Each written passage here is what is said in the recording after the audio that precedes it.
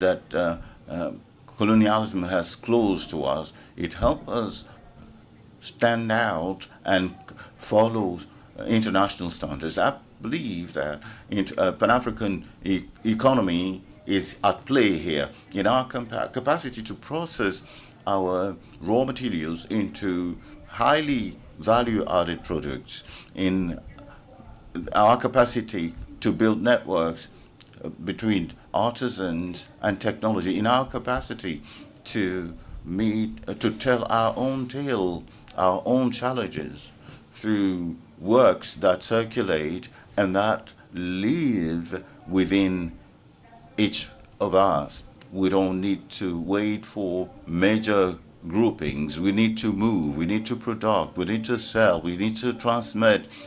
We need to do what we're doing already, but with a greater magnitude, with more confidence.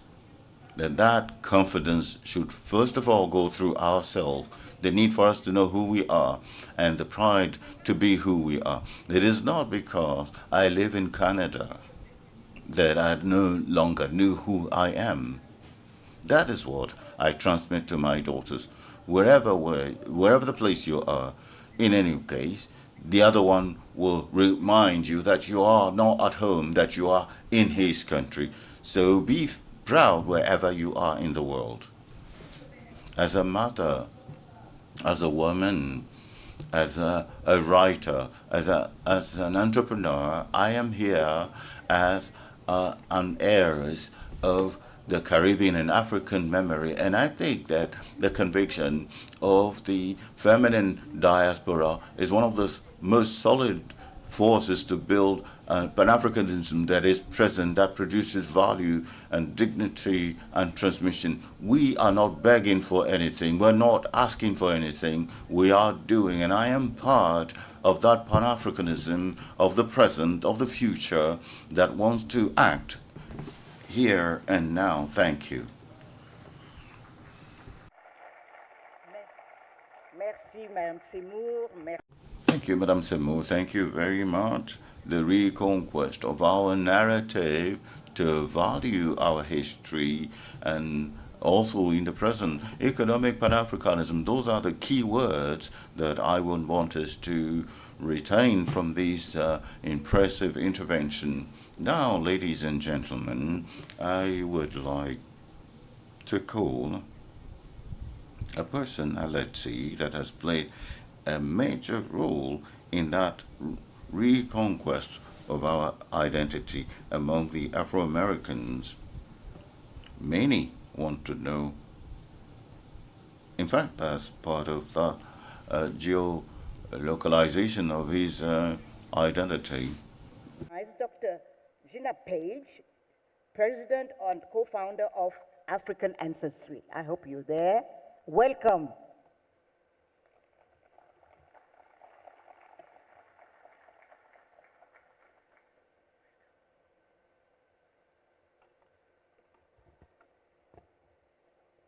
Thank you. Good morning, everyone.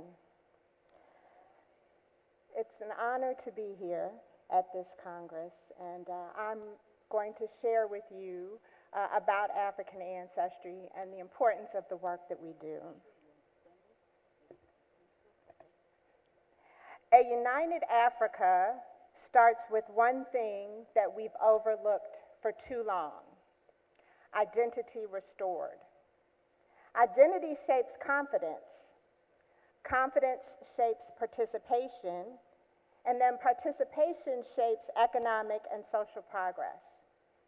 When people understand who they are and where they come from, they move through the world with purpose and dignity. Across the diaspora, millions of people of African descent live without the basic information that most communities consider foundational: our family name, the history of our ancestors, the cultural practices tied to their lineage. And that loss wasn't random. It was a deliberate and effective strategy used to destroy families, erase memory, and control future generations. And its effects haven't disappeared over time. They show up today in the ways that we as Black people see ourselves and relate to Africa, not to mention what type of global perspective they have. We founded African Ancestry, the pioneer of genetic ancestry tracing for Black people around the world, to interrupt that pattern. The only Black-owned company in the industry, we use science to reconnect people to specific present-day ethnic groups and countries.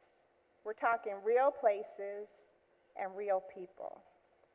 When someone finds out that they share a genetic lineage with a particular group like the Balanta of Guinea-Bissau or the Bisa people, the Galanta of Guinea-Bissau or the Bisa people of Burkina Faso, there's a shift.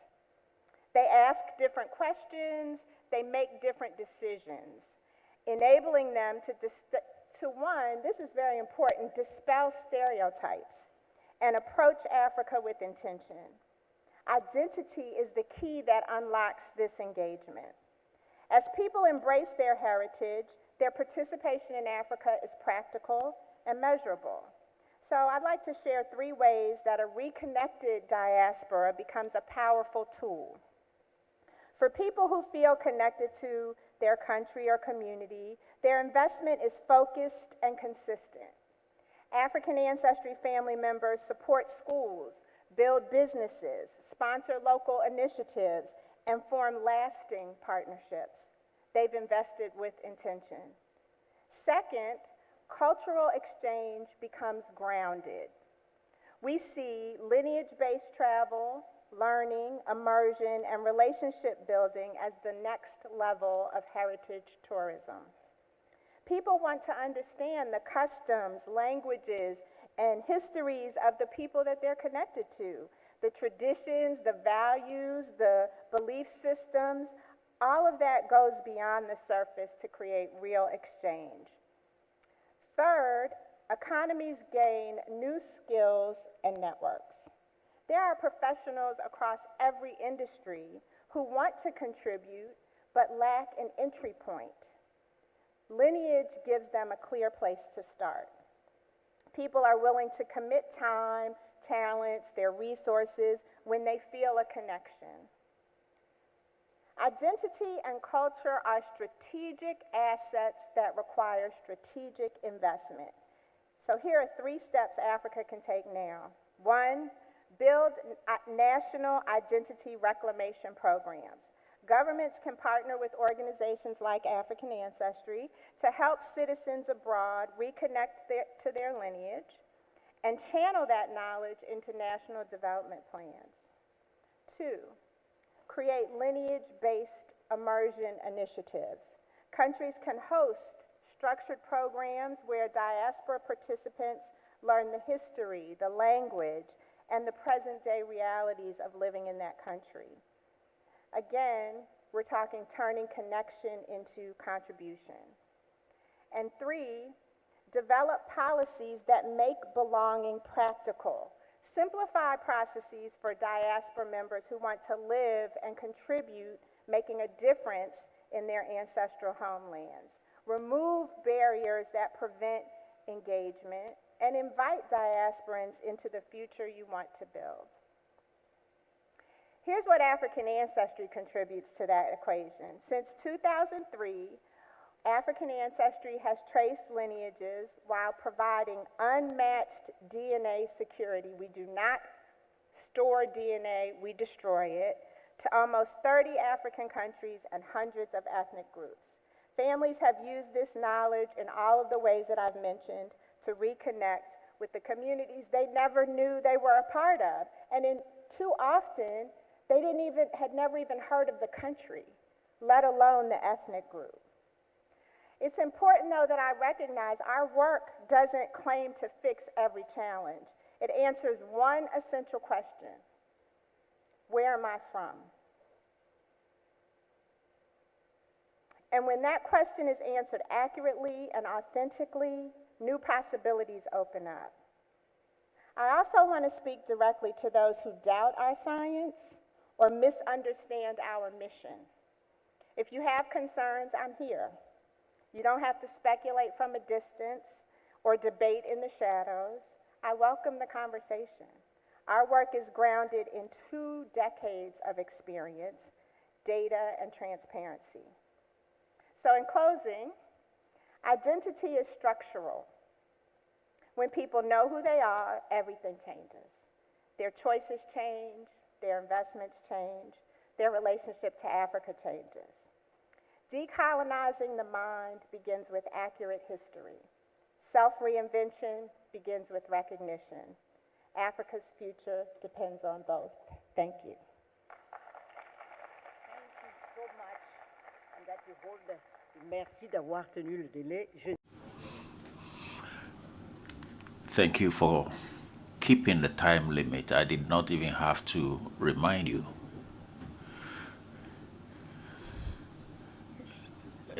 Sarah, many African Americans want to know where they come from, and therefore the need for DNA, and that's how come we discovered Cameroonian celebrities, Oprah Winfrey, Williams brothers. So African Americans come from all over Africa. And pleasure to call to the floor now the daughter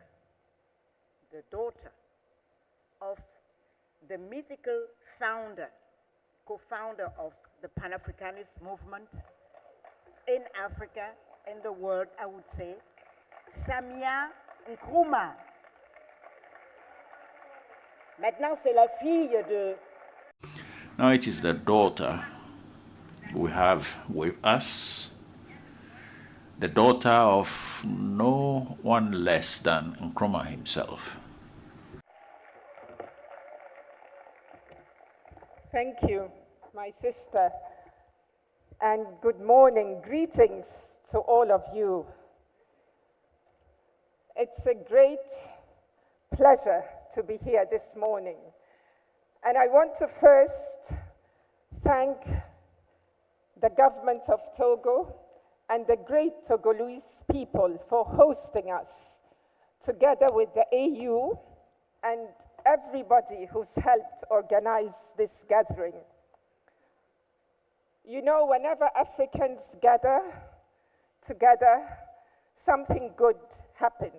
Whenever we meet in the name of African unity, African prosperity, and African peace, something good happens.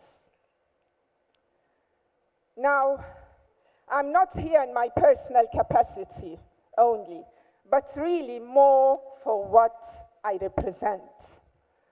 And that is the vision of our dear father, Osagyefo Kwame Nkrumah, and his colleagues. A vision that they lived and died for. A vision for Africa's total emancipation, political, economic, and every other way. And when we say Africa, we mean Africans everywhere. Africa is not a geographical entity. Africa is the African people everywhere. Wherever you are, if you are an African, whether you are born on the continent or outside, as our father said, you are part of the African nation that must be. Now, I want to tell you a story. I want to take you back decades away to Accra, Ghana, 1964. One of my earliest memories. My brother and I were expecting our father to come and have lunch with us. At the time, we lived in the presidential home. Our father was president of Ghana. He would come, walk from his office to home to have lunch whenever he was in the country. On that day, we were waiting for him as usual. We loved watching him eat our Ghanaian local food with his hands. But that day, something different happened. What I remember vividly was when he walked into the house, he wasn't alone. He was surrounded by people, and his white shirt was covered in blood. With his left cheek almost fallen out of his face. They rushed him to his bedroom. There was commotion. He was lying on the bed. They were calling doctors. And before I knew it, my brother and I were whisked away. But we had seen enough. What we learned later was that was an assassination attempt on his life. What we were told is that as he walked from his office to the house, an assassin shot at him, dressed as a policeman, as a guard in the presidential home. He shot at him, he missed, but he caught his bodyguard, who died on the spot defending our father's life. In the assassin's confusion, our father ran to him and they had a scuffle. Our father pinned him to the ground, even though he was over 50. And the assassin was trying to get away, so he bit our father's cheek hard. That scar remained till he passed away.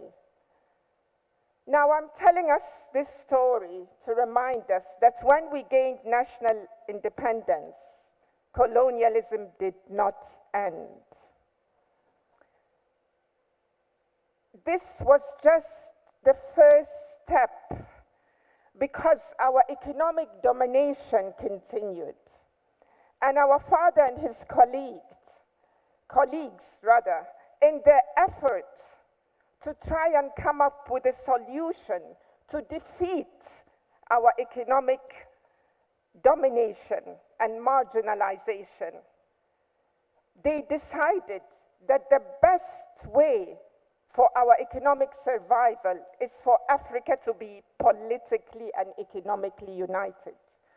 Now, only 6 months before that fateful assassination attempt, and by the way, I learned that there were 7 other attempts on his life. It was just one of many. This was post-colonial Africa. Leaders who were strong, who were nationalistic, who were Pan-Africanists, who wanted to free us in every respect were eliminated, shot, toppled, the government's toppled, just eliminated from the scene. But anyway, I was saying that in 1963, just 6 months before that fateful assassination attempt on our dear father's life, he had got up in the name of Ghana in the beautiful city of Addis to tell his fellow leaders, as we heard yesterday, that we must unite or perish. And he got up to outline these revolutionary ideas that for Africa, a united Africa to succeed, we must have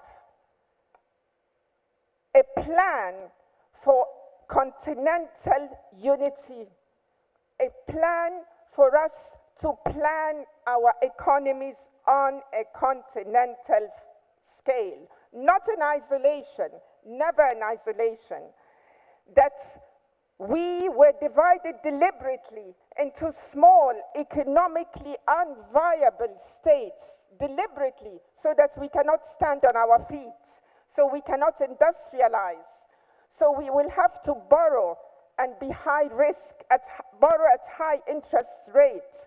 We were divided into small parts, so we cannot be totally free. So we need to reverse that way of thinking and think big and do away with micronationalism. He also told his fellow leaders that we must have a unified military strategy, an African high command, and we must have a unified foreign policy.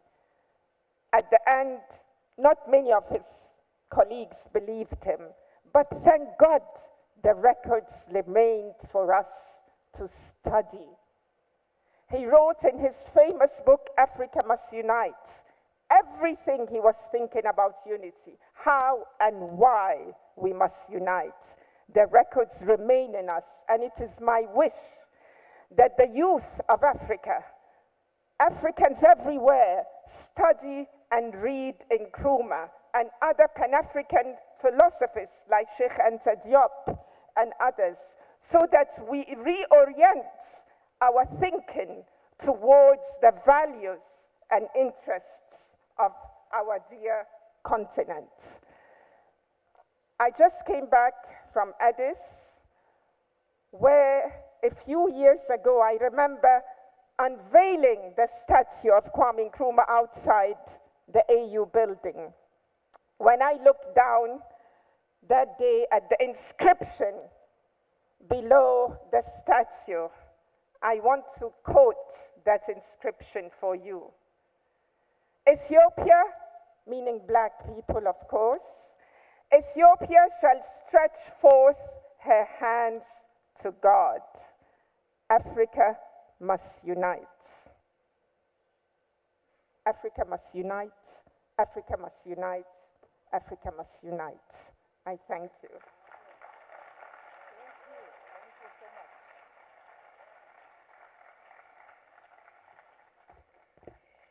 Merci à Samia. Thank you, Samia, who has taken the torch of her father, the father who practiced continental Pan-Africanism. And Samia's mother is from Egypt. The next speaker comes from a country that has the largest African population outside Africa. Which have the largest African population outside of Africa. And it's Mr. Señor Carlos Alves Mura. Please welcome.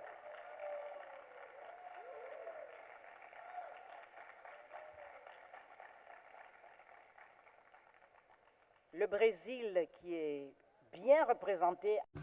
Brazil, which is very well represented here in this 9th Pan-African Congress, and which plays an extremely active role in the unification, the struggle. And I have a lot of Brazilian friends and more committed than most of us. Carlos Alves Mura, un doyen.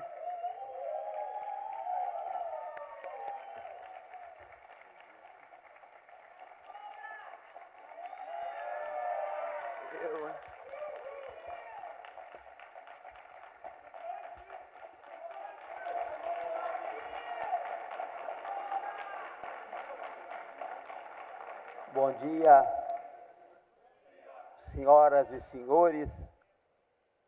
Cumprimentos ao senhor ministro dos Negócios Estrangeiros, que nos honra com sua presença nesta sentada.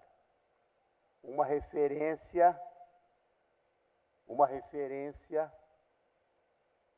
a Wanda Menezes.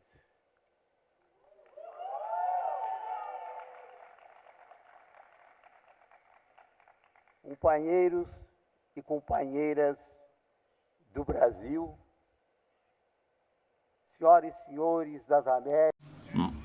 My comrades and ladies and gentlemen from America, Caribbeans, the African diaspora from Africa, ladies and gentlemen from the entire planet present here. We are on the land of our ancestors and doing an important work, which is the renewal of Pan-Africanism.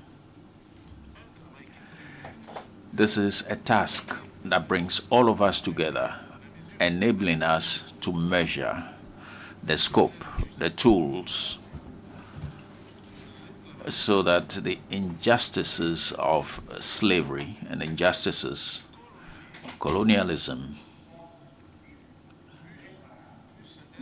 be repaired.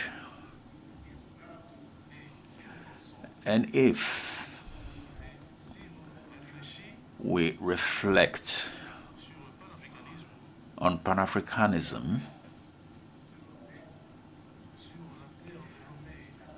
on the soils of Lomé, I believe we will succeed, because Lomé is the land of peace. But dear comrades, we need to rethink, and we need to find the tools for our actions. We Brazilians and Brazilians of the civil society present here, we should also make the commitment, because when we get back home in Brazil, we're not going to rest. For as long as we're not able to attain the objective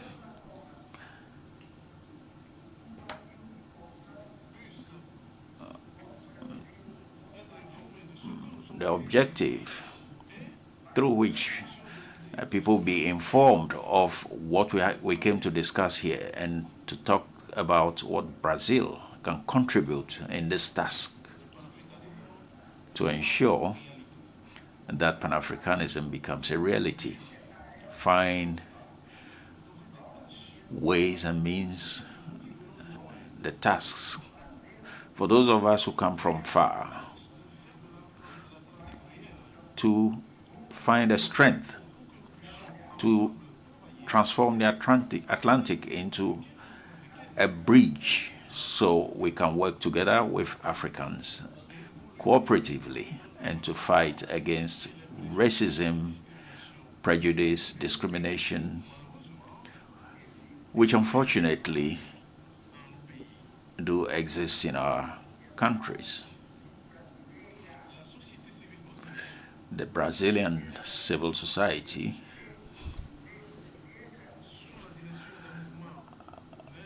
under the liberation movements has been able to get the Brazilian states to enact a law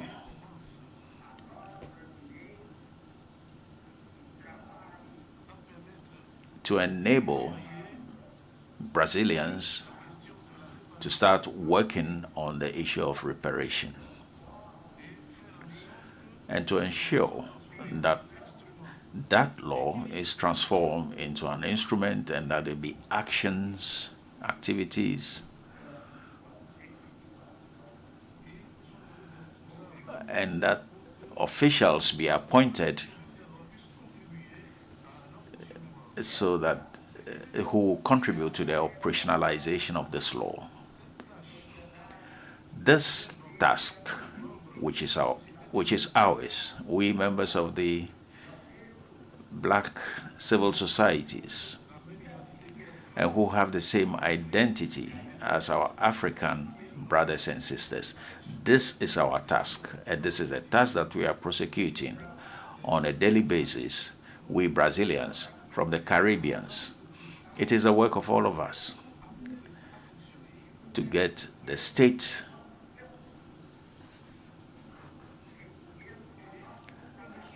to operate, and for us to be known as a people, for them to know our societies, our culture.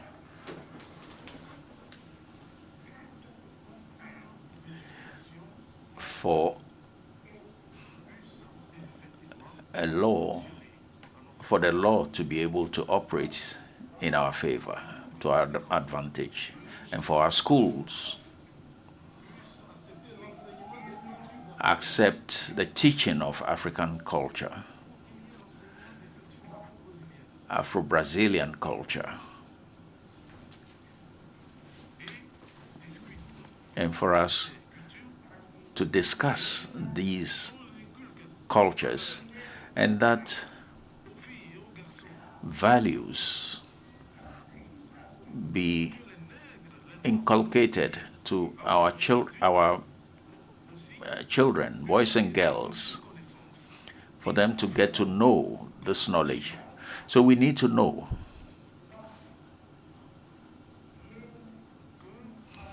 We need to know that we come from a country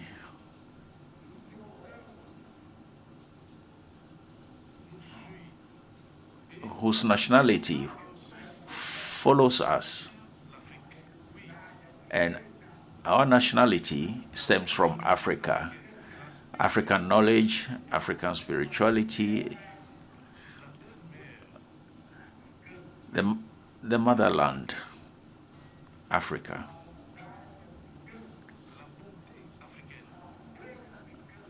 African kindness, African love, African respect, respect for all, particularly respect for the elderly.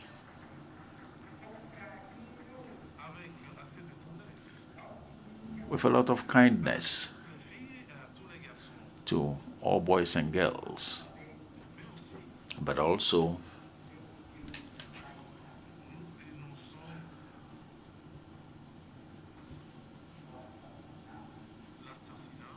we denounce assassinations, the killings committed on our youth. Yes, our youth, particularly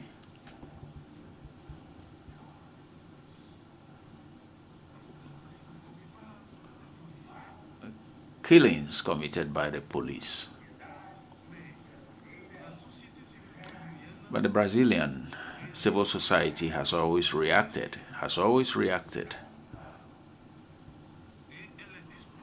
and ready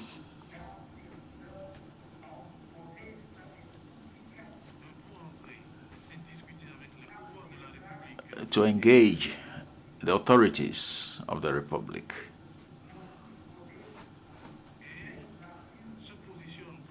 And take a position and participate in the management of the state, and particularly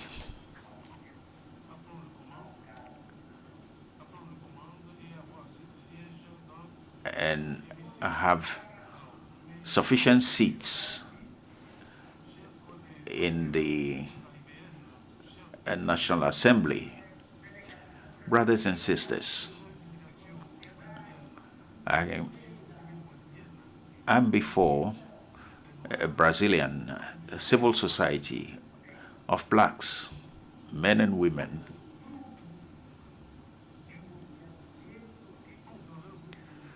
who in their movement, in their group, give offer teachings on African culture and Afro-Brazilian culture. Each citizen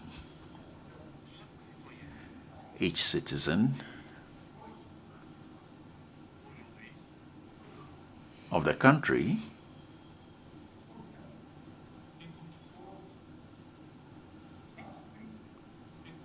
listens to our message.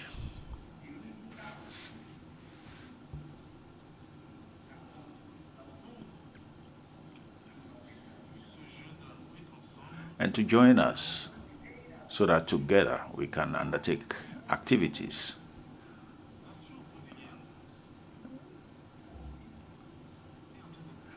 The Brazilian action is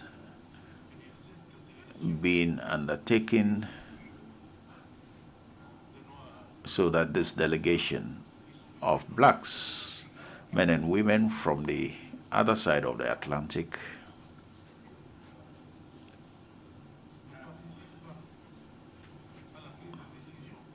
do not participate in decision making.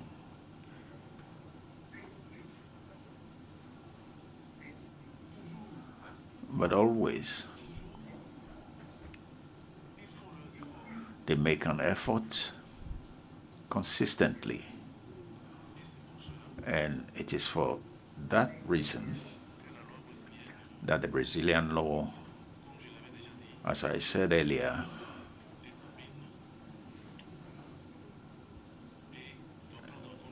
determines everything and needs to take into account African culture. For that reason, in Brazil, there's a ministry of racial relationships.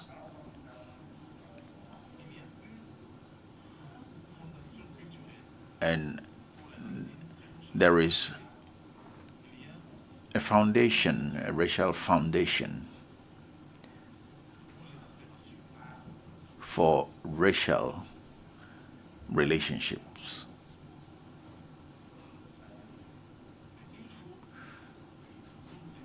But we need to denounce what is wrong, the crimes, so that the perpetrators be brought to book,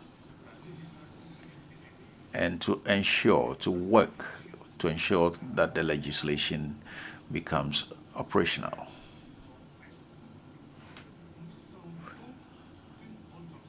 We feel that many members of the society are bound to this racialism, and I thank you, all of you. Yes.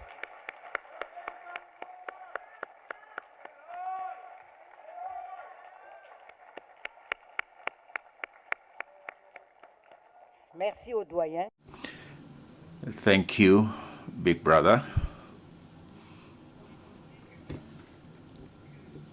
I noted that the internal struggle in Brazil is part of the global agenda.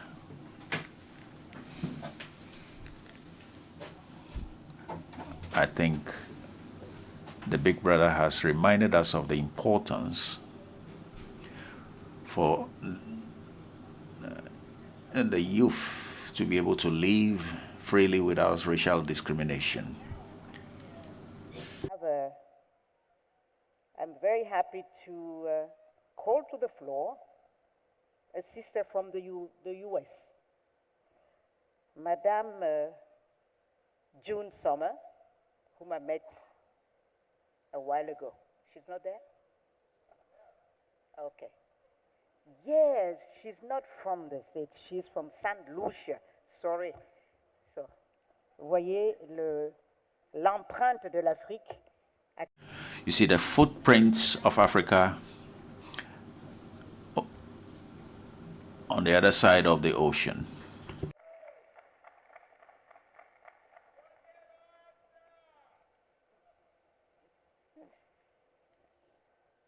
Good morning in all of the colonial languages that divide us.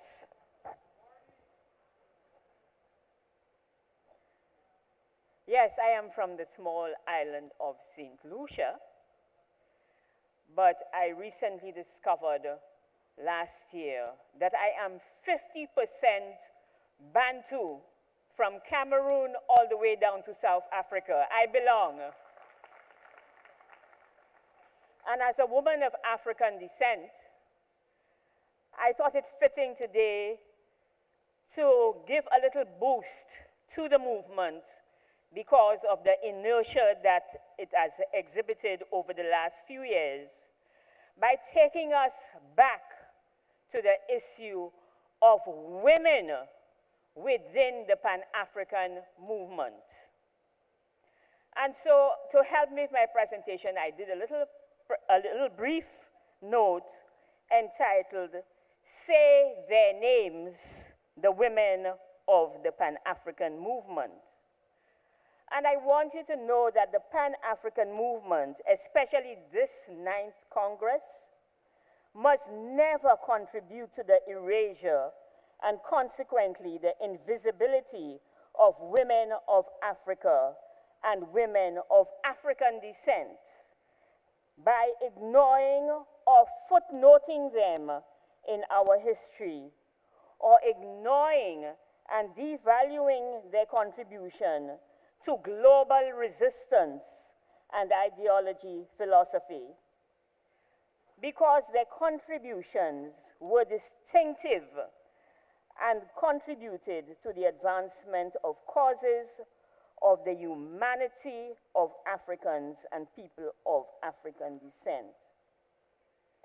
By keeping us invisible, you make it impossible to seek justice for the atrocities committed against us for 4 centuries by imposed European patriarchy that portrayed African women as promiscuous, uncivilized, immoral, and gave unrestricted access to the bodies of enslaved females and perpetuated violence against black women, African women. Sometimes I sit down and I think it is because we say Mother Africa.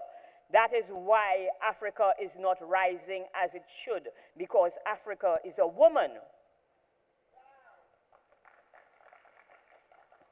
And it started from the onset of enslavement, which set the tone for the continued devaluation of women of African descent to this day. This is the foundation of many of the legacy issues involved in the control and oppression of women found internationally today. And they can be traced to the legal, systemic, and structural racism evident in the disparities created during enslavement and colonialism. You have to remember that more than 6 million young women, because we pretend that we don't understand that the women who were trafficked out of this country were between the ages of 10 to 35. These were young women. And so I did this presentation because I think that I want the young women to understand their place and to understand why I want you to say their names.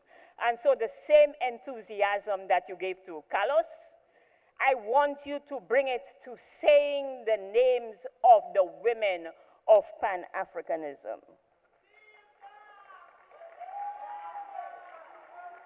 Thank you. Because although we have had decades of writing about these women, I have sat in the audience for the last 3 days listening to the names of all of the founding fathers and none of the names of the founding mothers. I want you to understand also that women did not join the Pan-African movement simply to sit down and observe. We were integral to that movement. We brought leadership, we brought intellect to that movement. And the young men here must also understand that this is not a movement of one gender. This is a gendered movement.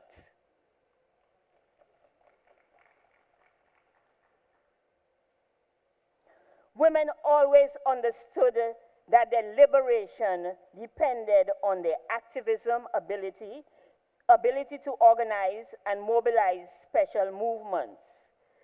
We were involved in the Pan-African movement because we wanted to demonstrate our commitment to transformation. Women are not about tweaking things, we are about transforming things. If we were not, we would not be on the stage here today. The number of women who preceded me and who made these brilliant presentations are testimony to what we bring to the table. Literally, there are hundreds of names of women that we don't mention and who are involved in the evolution of the movement. And so, brothers and sisters, I want you to know that there would be no Marcus Garvey without Amy Ashwood Garvey, co-founder of the UNIA and its newspaper, The Negro World. She was instrumental in drafting the UNIA's first constitution. And I want you to say her name. We have to remember, yes, Amy. And you have to say the other Amy also, because he married two Amy's. Amy Jacques Garvey. And I want you to say the name of, I also want you to say the name of, and I have to move fast because 7 minutes is going very quickly, of Claudia Jones. I want you to say, thank you very much, of Marjorie Lewis, who wrote on an ideology of resistance using Nanny of the Maroons of Jamaica for that ideology. I want you to say the name of Mignon Ford, because my friend David Coming-Young will never forgive me if I didn't ask you to say that. Mignon Ford, who went to Ethiopia in the 1930s to work with the Pan-African movement alongside her husband. I want you to say the name of the founding women who were at the first Congress: Anna H. Jones, Anna Julian Cooper, Fanny Barrier Williams, and Ella Barrier, and many others whose names I want to call here today. The reason, ladies and gentlemen, I want you to say their names, I want you to say names like Fumilayo Ransom Kuti, and names like Oa Keita. I want you to say these names of people who came from the Sudan, who came from Guinea, teachers, ordinary women who moved this movement along. And I want you to say their names because I want you to understand that women who fight for liberation, who are activists, who fight against colonialism, are not doing it within a woman's movement. We are doing it within a movement based on humanity.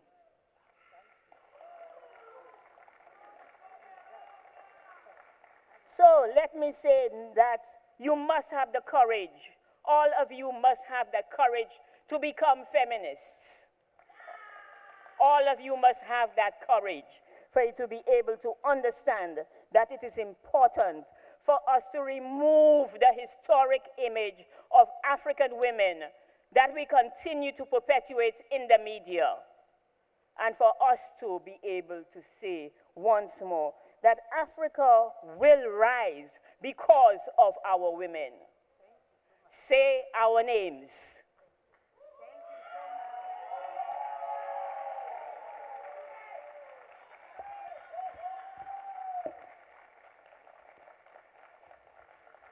Thank you so much for highlighting the role of women. Thank you, June, from St. Lucia, not the USA.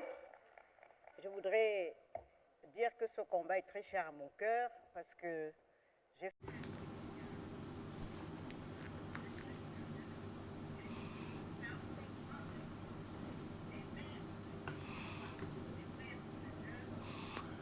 The founding mothers, not, and that is in reference to their role in the independence of the continent.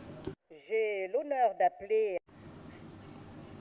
I have the honor to invite Mr. Chena Kasongoluze, who, as the name indicates, is from DRC. He's at the Council of Pan-African Studies. 7 minutes, thank you.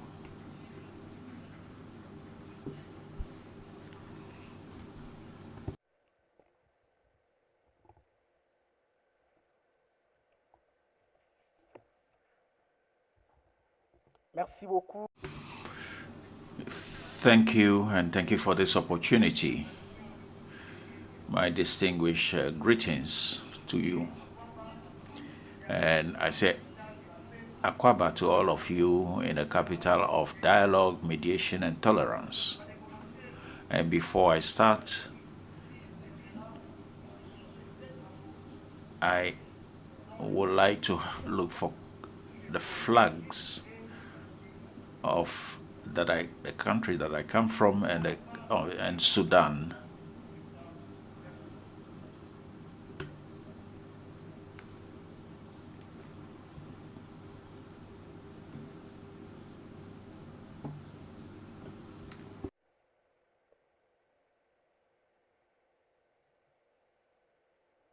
Ah bon, je vois que la régie est un peu en retard. Je ne saurais commencer mon exposé. Let me start my presentation by paying tribute to those who lost their lives in Congo, in Sudan, in Nigeria, in Burkina Faso, in Mali, Niger, Somalia, Brazil, and out of respect, let us observe 1 minute silence in their memory as part of the Ubuntu principle, who places the human being above all else.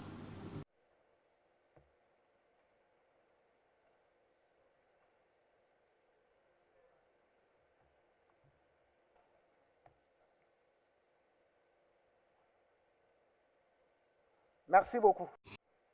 Thank you.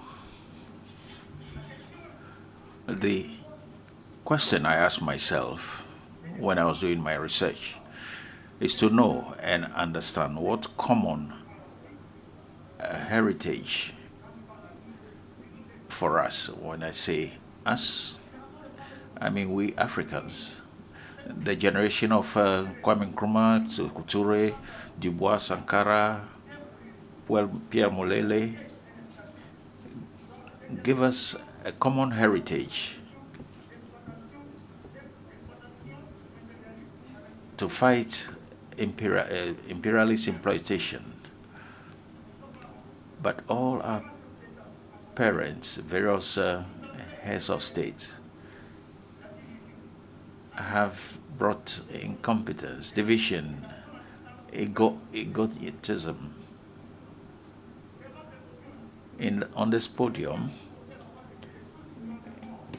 I want to speak with the voice of all the dead. Over 8 million dead. The Togolese population has lost some.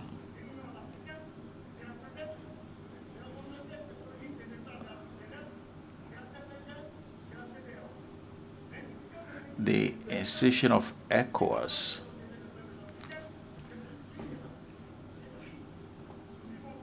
we are going through human conditions, but we want more security. I'm here to denounce an action.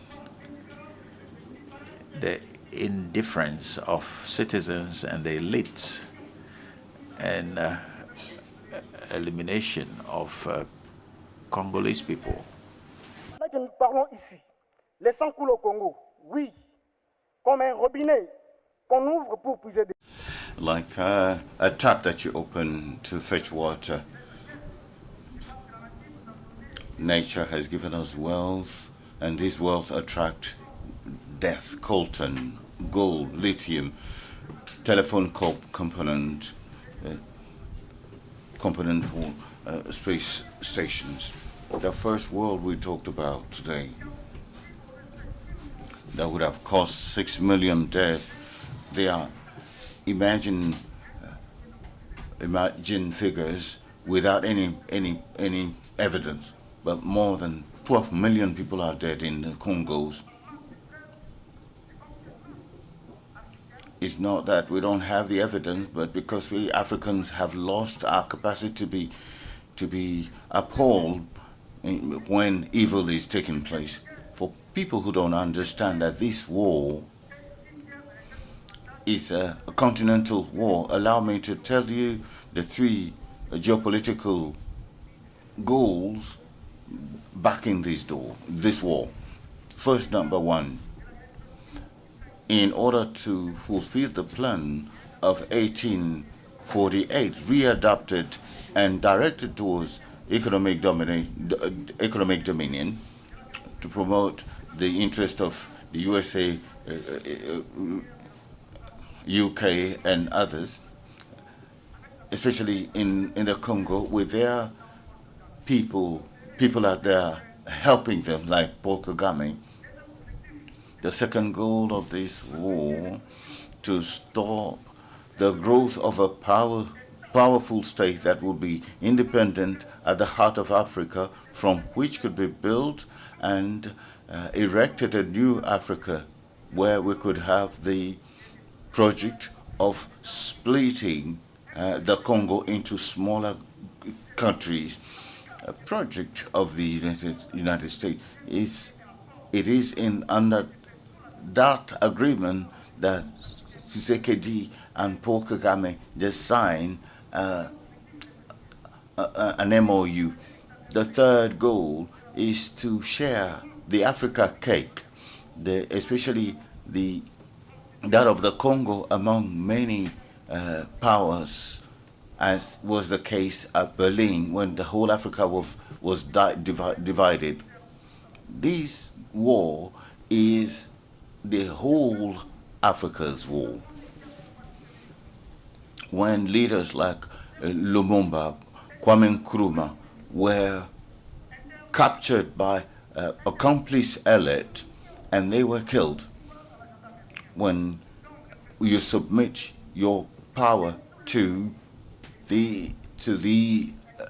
foreigners, external, through the military intrusion of Paul Kagame, making believe that he was trying to protect his territory.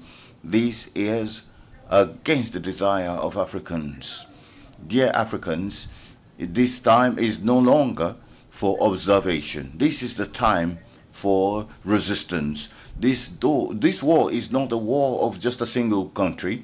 It is the war of the entire continent, which is being looted. If we don't rise now, tomorrow will be too late for Africa, because Congo is the engine house of the whole continent. Today it is Congo. Tomorrow it could be Togo, Benin, Ghana, Nigeria, and all that in the same goal of exploiting their ports and their minerals. I will conclude by calling out to Africans. Let us arise. This is no more the time to keep quiet. Thank you for your time.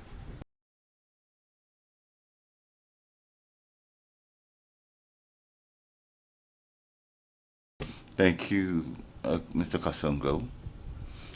He is calling us to our duty of solidarity to one another. No one should feel safe when one of us is being attacked. Now it is my pleasure and honor to invite another Pan-Africanist, Suleiman Diallo from Senegal. Mr. Suleiman Diallo, we spoke a bit yesterday. Welcome.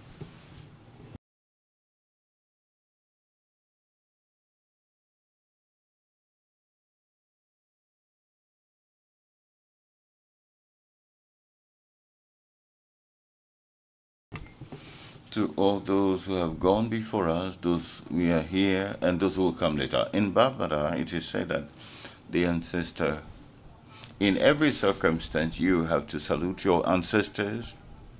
Amilcar Cabral, Kwame Nkrumah, and our ancestors, Kometura, to our ancestors, Modibo Kuta, Sevanis Ilumpio, Tetena Sila, to ancestors, Sheikh Amaturi of Guinea Conakry. Africa is not weak. She is divided. Africa is not poor. She has been destabilized politically, spiritually, and economically, and socially. That balkanization of our conscience that was directed by macro-nationalism is against us. We can see in all our countries, with cycles of violence moved by electoral democracy. At every election, we have numbers of people's lives that are claimed. We see stakeholders of the civil societies are being imprisoned. So we need to we go beyond that micro-nationalism and listen to the message that is the message of the call to unity. Pan-Africanism, Pan-African fight today must target 4 strategic points. Number 1, we said and repeated, and everybody has understood, we need to have the dynamic of the mental decolonization. It is in the mind that we have to start the battle. How do we perceive this continent? What are the major orientations that we have for our continent? And mental decolonization will not be sufficient if it is not backed by economic and political decolonization, because all our countries today are under the influence of the international financial system. That's why we Pan-Africanist activists would think that there are specific things on which we need to agree. These are the unifying factors of the Pan-Africanism. The issue of currency. We need sovereign currencies. That's why we're working constantly with African grassroots to dismantle to destroy the existence of the CFA and other dominating currencies. I want to seize this opportunity to raise a question to the representative of African institutions and also to the representative of Togo.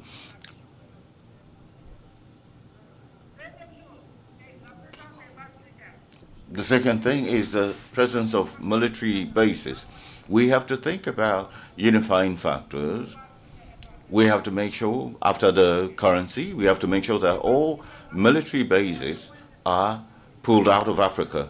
They are sources of pressure on our countries. So one of the unifying factor that brings together all of the Pan-Africanists is the issue of CFA-FRAN, the presence of military bases.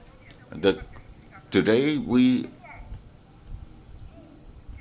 either we on the continent and those of the diaspora and Afro-descendants, all of us agree that slavery, colonization, even the assassination of our heads of state, be it Sylvanus Olympio, Thomas Sankara, all these crimes must be repaired.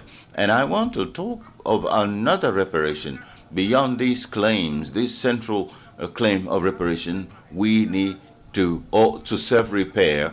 Self-reparation means that our countries put in place institutions that could take into account the needs of the diaspora and Afro-descendants to facilitate their renationalization, as Nkrumah did in Ghana, as Benin is doing, and other African countries. I think that should be done in it should be across the continent. It should not be limited to anywhere. We have been working on this matter, and we have agreed that these are unifying factors.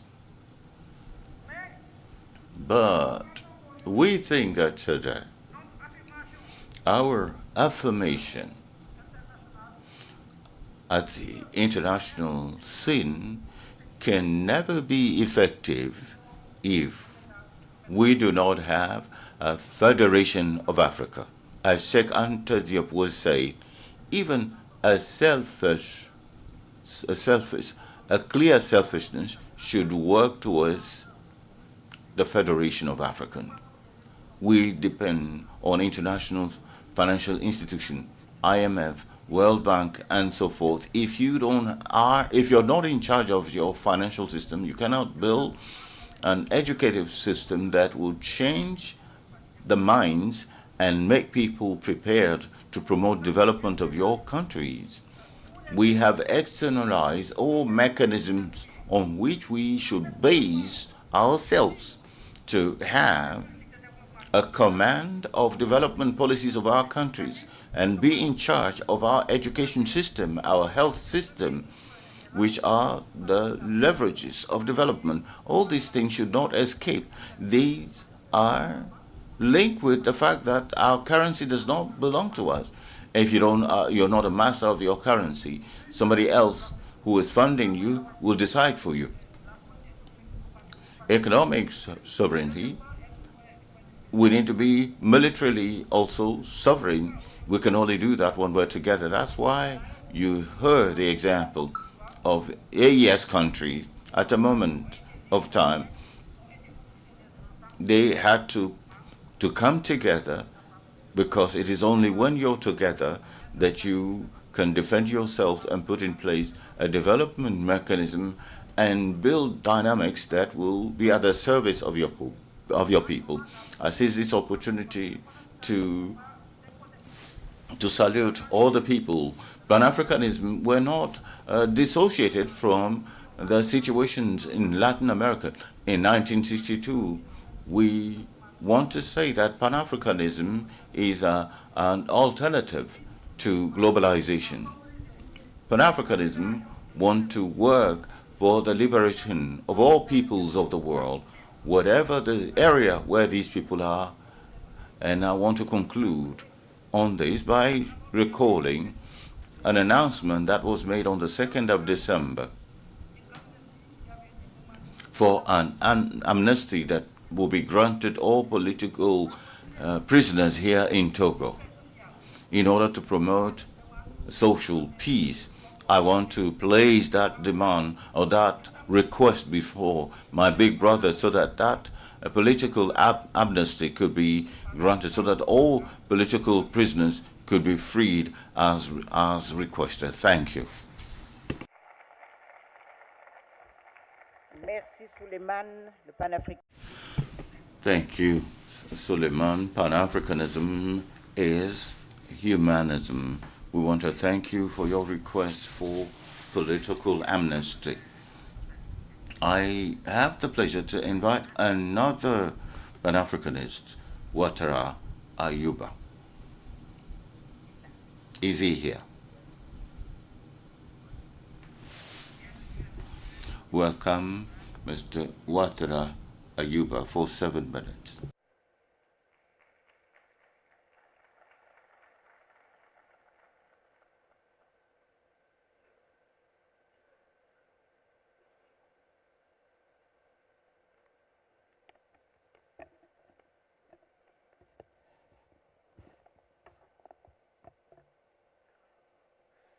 Salutations patriotiques.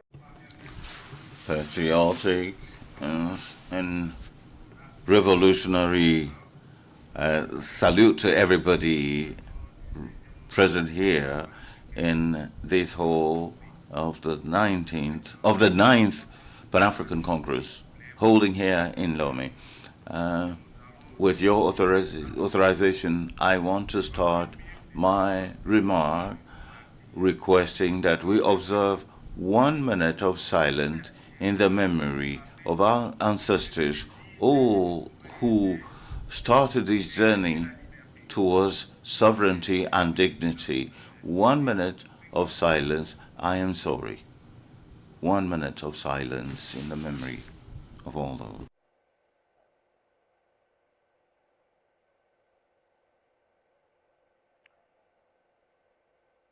Je vous remercie. Thank you.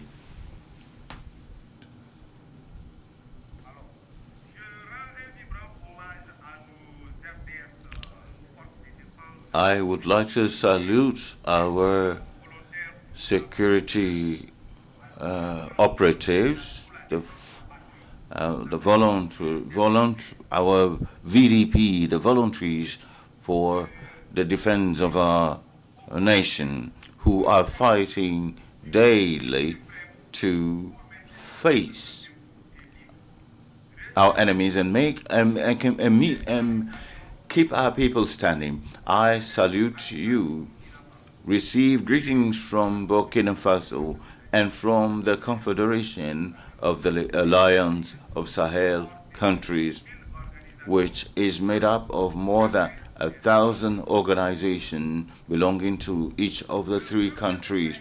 The great people of the Sahel, with the power of 70 million people, want to salute all Africans, where we have 1.55 billion Africans who carry the flame of Pan-Africanism on the continent and also in the diaspora and among the Afro-descendants. We're saying bonjour, Monijo, Anisogoma, Barka Vafia, Nikani, Bani, Ni, Ofoha, Afhabari, Za Asubuhi, Nangadev, Saba, Akahiri, Ben Istaining, Mbote, and so forth. These are greetings that express the unity in diversity, in African diversity. We salute the people, the brother people of Togo and the authorities of Togo for their hospitality, for their commitment to peace, stability, and African sovereignty. Receive the greetings, the revolutionary salutations, the revolutionary greetings of Comrade President Ibrahim Traoré, Assimi Goïta, and Abdoulaye Tiani, and those of the people of this confederation. The revolutionary movement of Burkina Faso belongs to the Confederation of the people of the Sahel people. It is an organization that bears a clear Pan-African vision that is determined to build an Africa that is sovereign, united, and powerful. We assert that Africa is one and indivisible. We belong to the same descendants. We are united by the same memory, the same blood that flows in our veins.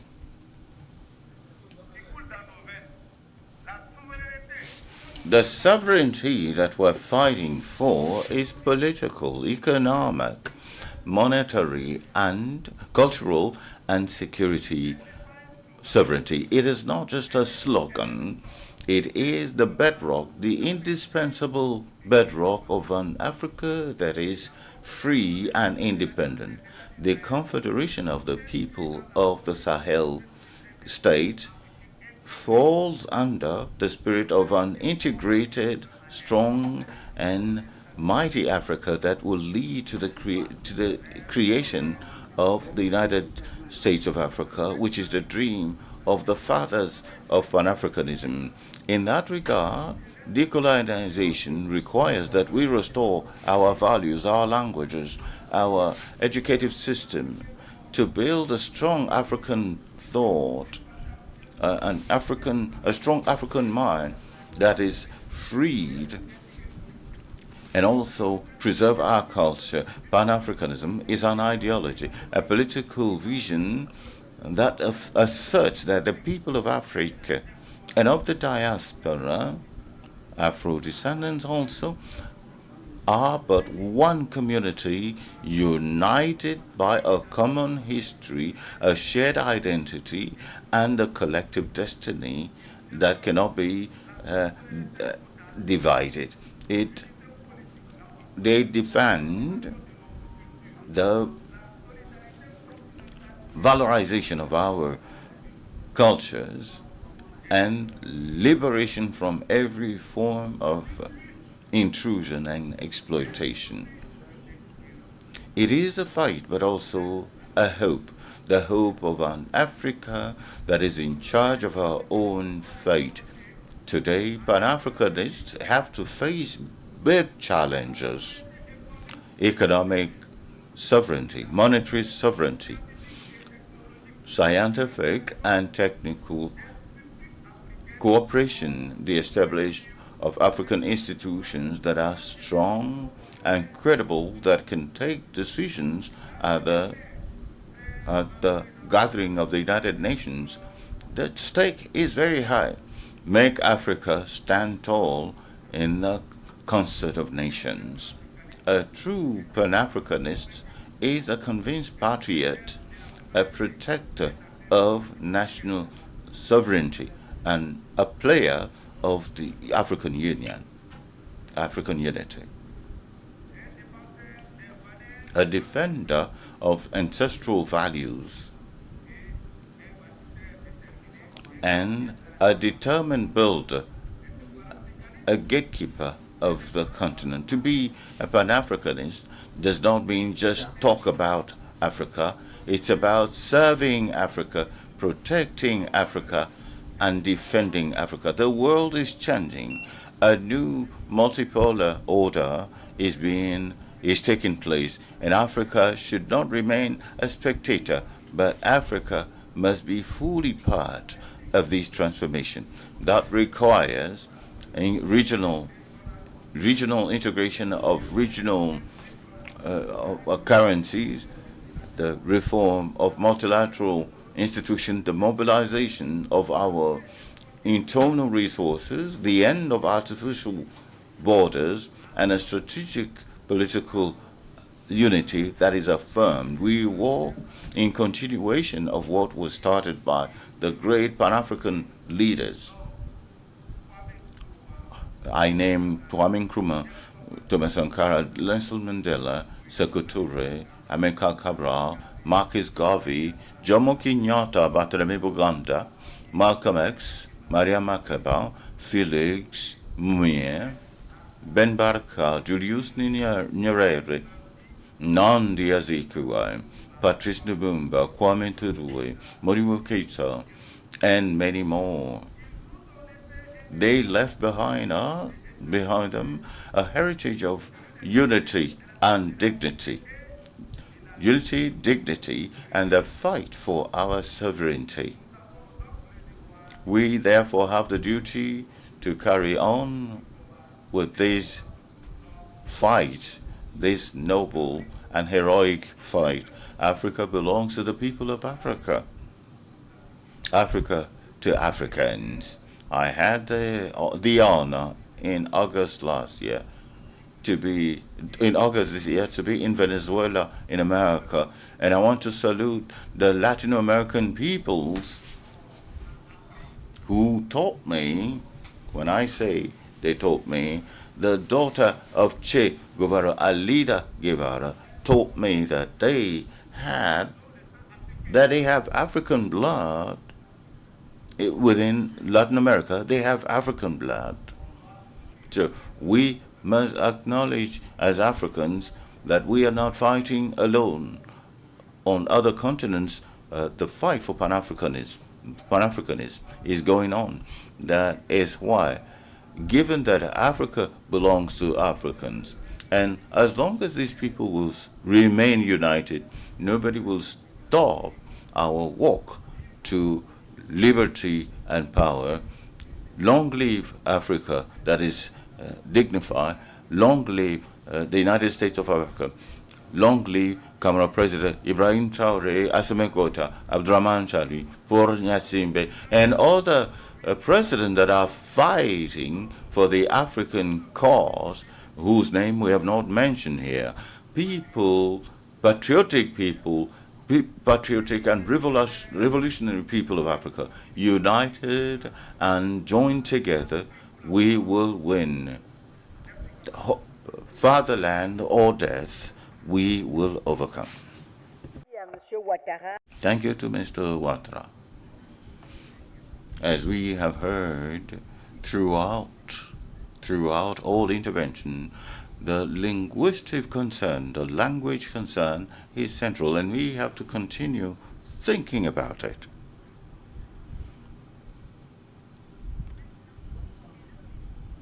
Now, I have the pleasure to invite Madame Darlene de Graffet-Led. She is an expert in international relations.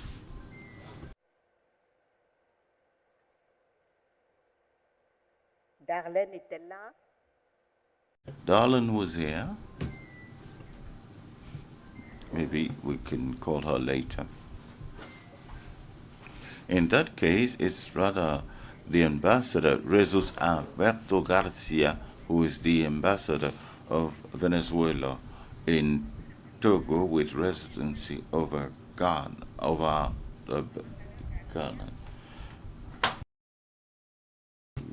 with residence in Togo, but covering Togo and Benin.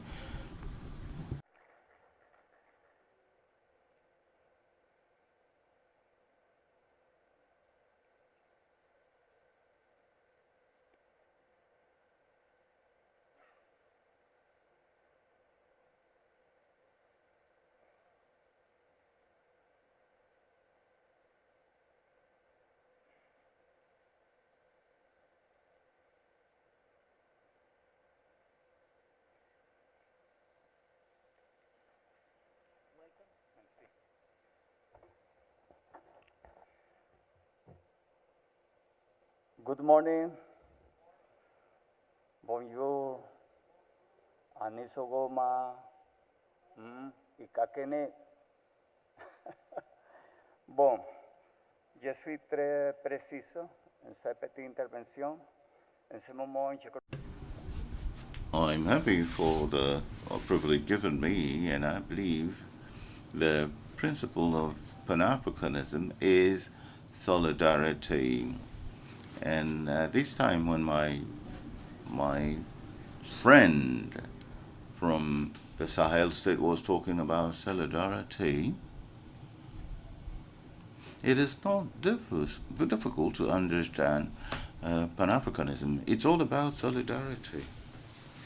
And I think everybody have acknowledged that the conference, the Pan-African meeting held in Manchester, was to develop a strategy that will bring together the diaspora of Africa and join and come together following Du Bois.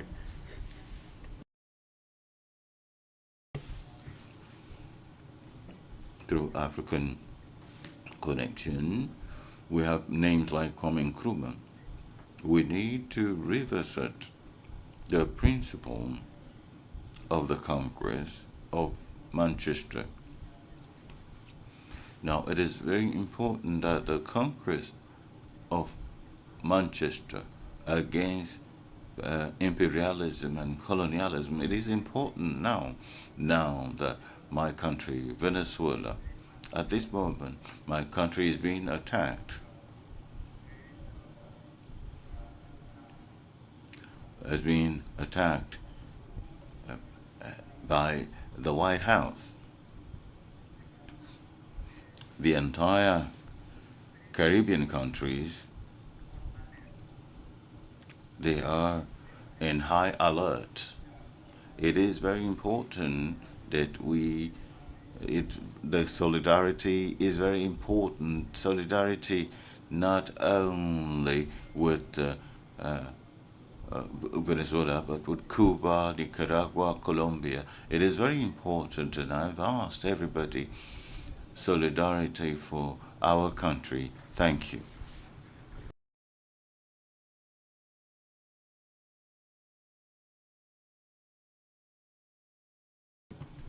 Thank you, Your Excellency Ambassador, for this concise message. Now, I would like to give the floor to the Ambassador, William Wallace Wilfred Alices, who was not here yesterday, who might need more time than the 7 minutes that we're giving everybody, because we have one speaker who didn't make it. So Ambassador Williams, you will have more time. If you're here, this is the time.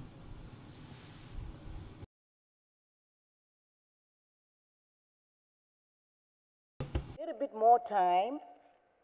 I got your request for, for additional time. So you have more than 7 minutes, but not too much either. Maybe you can go up to 15 minutes. It's okay? Thank you very much. Okay, you're welcome. Thank you very much. I feel revolution is in the air, and I think we should call it the Pan-African Revolutionary Movement, as from this 9th Congress. We have heard so many revolutionary statements and complete immersion in African Pan-Africanism, because the timing for the continent to move forward is now. The timing for putting the mantle of Pan-Africanism to the youth and the Gen Zs is now. And I would like to make a request that we, with all that we are doing, look at the youth. We have already spoke about the inclusion of a woman from our very good sister June. And of course, we remember Queen Asante. We remember the Queen Amina of Zazau. You forgot Nelson Mandela's wife, Winnie Mandela, who is a strength to the great Mandela himself.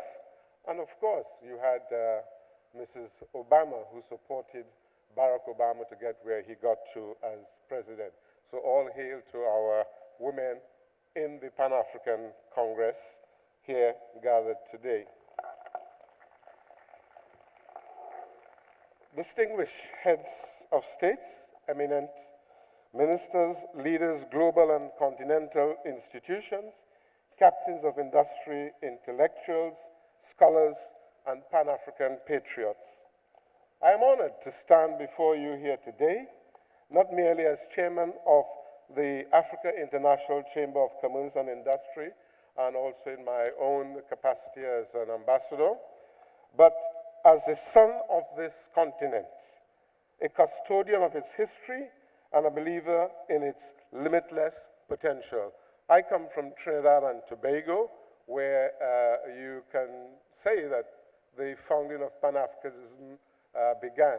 You know, when we talk about Sylvester Williams, Eric Williams, Wallace Williams, we talk about Du Bois, CLR, James Padmore, who all got together with our dear brother in Ghana, Nkrumah, to start the Pan-African movement. So Trinidad and Tobago has also had a very, very clear history in charting that course. And the sixth region, which was created by bringing President Obasanjo, I did, to Trinidad and Tobago, he left from there and started the sixth region when he got back to the African Union. So I'm more than honored to be here. Africa is at a critical moment, and it is a pivotal moment. A moment where choices will define our own destiny for decades to come. So we must take this moment extremely seriously. We cannot afford passivity. You know, we all have the experience of people talking, but China looked inward 50 years and decided to grow economically and get themselves out of poverty and be a strong nation. We have to do the same.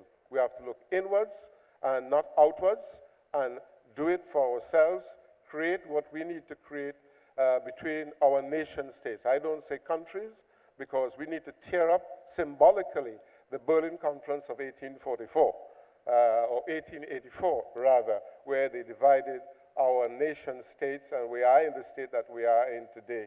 So the passivity, we have to be revolutionary in our minds and enhance that attitude to bring about unity of the African continent.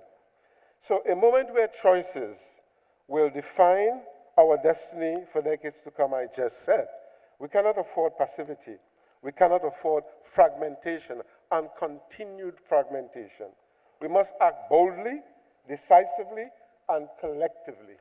So in other words, the idea from our brother from Burkina Faso of a federation is imminent. We must continue the confederation of the AES to embrace all of the African continent so that we have a federation of collective unity. Africa is no longer on the periphery of history. It is at its center. Consider these truths. By 2050, Africa will be home to 2 billion people. Think about it. 2050, we will be 2 billion people if people who are genocidists, like Bill Gates, Melinda Gates, and the others, do not get their way to depopulate Africa. Representing 1/4 of the global population, Africa supplies over 60% of the world's cobalt, 70% of platinum, and 90% of coltan. Minerals essential for electric vehicles, batteries, and next generation technologies. We must now become part of that value chain. We must not export our raw material resources, rather capture it, even if we have to get technologies from abroad. They come and they participate and create local content and pass that technology on to our communities where those resources lie. And I say, I do not believe in wages. I believe in the triple S: stipend, salary, and shareholding. Those are the three things. When we are talking now about moving forward, we have to think about what is our implementation plan. We cannot be just talking. We have to think of what is our implementation plan for the next 5 years, 10 years, 15 years, 20 years. And one of the main things is to ensure that our resources are part of our strategy and part of our value chain enhancement. So, African music, literature, and fashion now define global trends, from Afrobeats topping charts in London and New York to African designers shaping haute couture, and most of our African designers' designs are stolen, just like they did with Picasso, who had an African man in his studio and created all those geometric designs, and people think it was Picasso. That's a damn lie. You know, we have and have had all the time brains that were helping create new trends, new designs, innovation, and they were stolen. The intellectual property was stolen, and we have to ensure that that does not continue. Africa's ecological stewardship through the Congo Basin and the Sahara's renewable energy potential is crucial to the future of our planet. We allow Chinese and others to come into our domain, and our environments are poisoned for the sake of extracting our resources, making use of our young boys and girls who are in the dirt and eating and sleeping horrendously when they should be actually in school and learning what they have to do for the future of this continent. And yet, despite this promise, Africa often operates in systems that were not designed for our success. Today, we must reshape these systems and assert our rightful place on the table. What are these systems? Democracy, presidential. We should talk about Africacy. Africans doing it for themselves, by themselves, African solutions to African problems.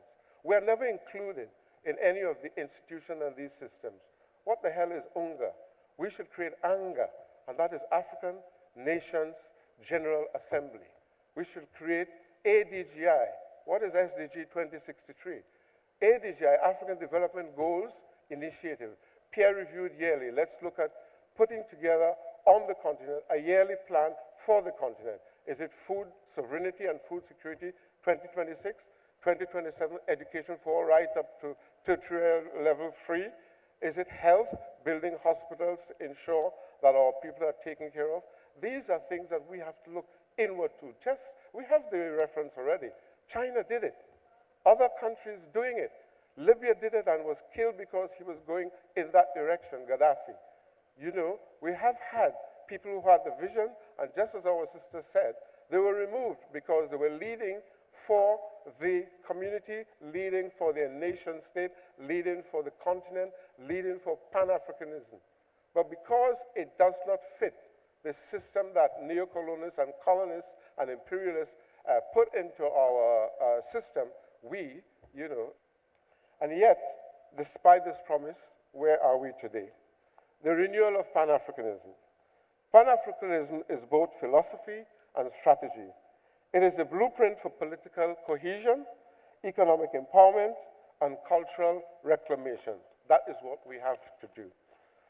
From the first Pan-African Congress in 1900 through the struggles of Nkrumah, Du Bois, and Garvey, Pan-Africanism has always been about Africa taking control of its destiny. And that is what is feared most by the West by imperialists, whether modern or past, in that if we take control of our destiny and have a common standard policy and strategy, they know we will become the first in the world because we have all the resources to make it happen. And instead of exporting, we now use that as part of our value chain, local content. Ghana said, let's have a factory in every community. And maybe that's the model we should use for the rest of the continent, so that the community where the resources lie are empowered. Today, the vision requires political cohesion, strengthening the African Union and regional governance structures to speak and act with one voice. We talk about the African Union, and someone already mentioned earlier today that the separate nations are singled out and put in the debt traps. Where is the African Union? What did the European Union do? What did the ECHO, or what we call the Euro, become? When all the countries were failing, Greece, Italy, etc., they came together as a union and created a trading currency. That currency became a standard currency for the European Union, and that is the euro. What happens to the African Union saying to all investors coming to the continent, we will sign the contracts on behalf of our nation states? They aren't doing it. So we need to restructure the African Union so that they can do what they are supposed to do, protect the interests of the nation states to ensure that we don't sign ourselves into debt. And that is what is keeping the continent of Africa back, because every Western or imperial or Asian country calls you to their country and makes individual deals. Or they come to the continent and they make individual deals. And all of them, bar none, is a debt trap. The African Union must take its right. Or we get rid of them and restart the African Union Reset Zero 2026. I am a believer that they are not doing their job, and we know that because they are not defending the rights of the African continent and the nation states. They have to change. So, economic integration, building regional value chains, and leveraging the AfCFTA to create a continent-wide market of over 1.4 billion consumers, projected to reach 5 trillion by 2035. Can you imagine what will happen when we do that? We start intra-Africa trade, remove the borders, create the infrastructures for internal movement of goods and services, remove the visas. Let us start where others have done the same thing. The playbook is already there. China, the United States, the European Union. We must travel freely. We must be able to move our goods and services freely. We must have a standard united digital African currency at the moment. Our brother from Kenya, who spoke on M-Pesa, is a 21-year-old Gen Z that created M-Pesa. When I go to Kenya, I now also live in Kenya, I don't carry cash. M-Pesa is one of the most beautiful and most innovative innovations that we have on the continent. We have so many youths who are digitally inclined, and we are not tapping into their value for the continent. And we must take that on board. The youths, the women empowerment, absolutely correct. Diaspora engagement. In the diaspora, we can tap into 1 trillion global African diaspora wealth. Think about it. Through investment, entrepreneurship, and knowledge training. Bring back the brains. Mumbai does it, where they sell their digital and IT personnel. We have in the diaspora 1 trillion worth. The Jews, it takes 16 times for their money to leave their community. If we trap that and have that intra-Africa trading and intra-Africa holding of our finances, we are now talking about building the wealth for the continent. Youth leadership, very important. I was at an interview yesterday, and on that interview, we looked at youth, what the youth can do for the continent. And we must tap into the youth leadership and get them to be involved in governance. Instead of having these sit-tight despots, these political careerists, because they have no other career. They want to keep staying in power because they have nothing else to do. They want to be there so that they can feed their own family, their clans, and it's a very selfish greed. We must stop that, and the youth must get involved in leadership and governance. So for youth leadership, which is the next generation, with education, membership into the Pan-African Congress, and platforms to innovate and govern. Very important, to govern. 70% of the continent is between the ages of 18 to 30 or 35, and we are not tapping into those.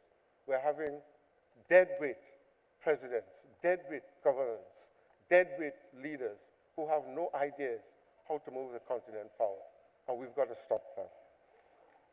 Women's empowerment.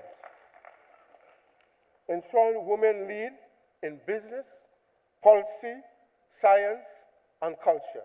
And they have a very important role to play. They're the nurturers. They're the ones who will nurture the continent. Already you see what's happening in Namibia. She's made a 360 degrees about turn. Namibia for Namibians. Local content, and that is what she's pioneering. And these are the things that we have to think about. Local content for every nation state and for the continent as a standard policy. There's no need for us to be begging, exporting, and not making use of our resources here on the continent. Let us ask ourselves, how can Africa lead globally if we are fragmented locally? How can we claim influence if we do not control our own destiny? Culture and knowledge as power. Let's look at it. Culture is not decoration. It is strategy. Festac 77 and subsequent Pan-African cultural movements were political statements disguised as festivals. Because behind those festivals, we had colloquiums, we had thinkers, we had people who were Pan-Africanists. And that had to be disturbed, distracted by colonials and imperialists because they realized that, and I was a member and a participant in Festac 77. And it was the most beautiful coming together of all peoples of African descent. It was stopped. We should be having that every year so that our minds, our best brains can get together and plan, as I said, strategically for an African Development Goals Initiative yearly. Consider examples. M-Pesa in Kenya, which I spoke about, revolutionized digital payments and financial inclusion, the underbanked.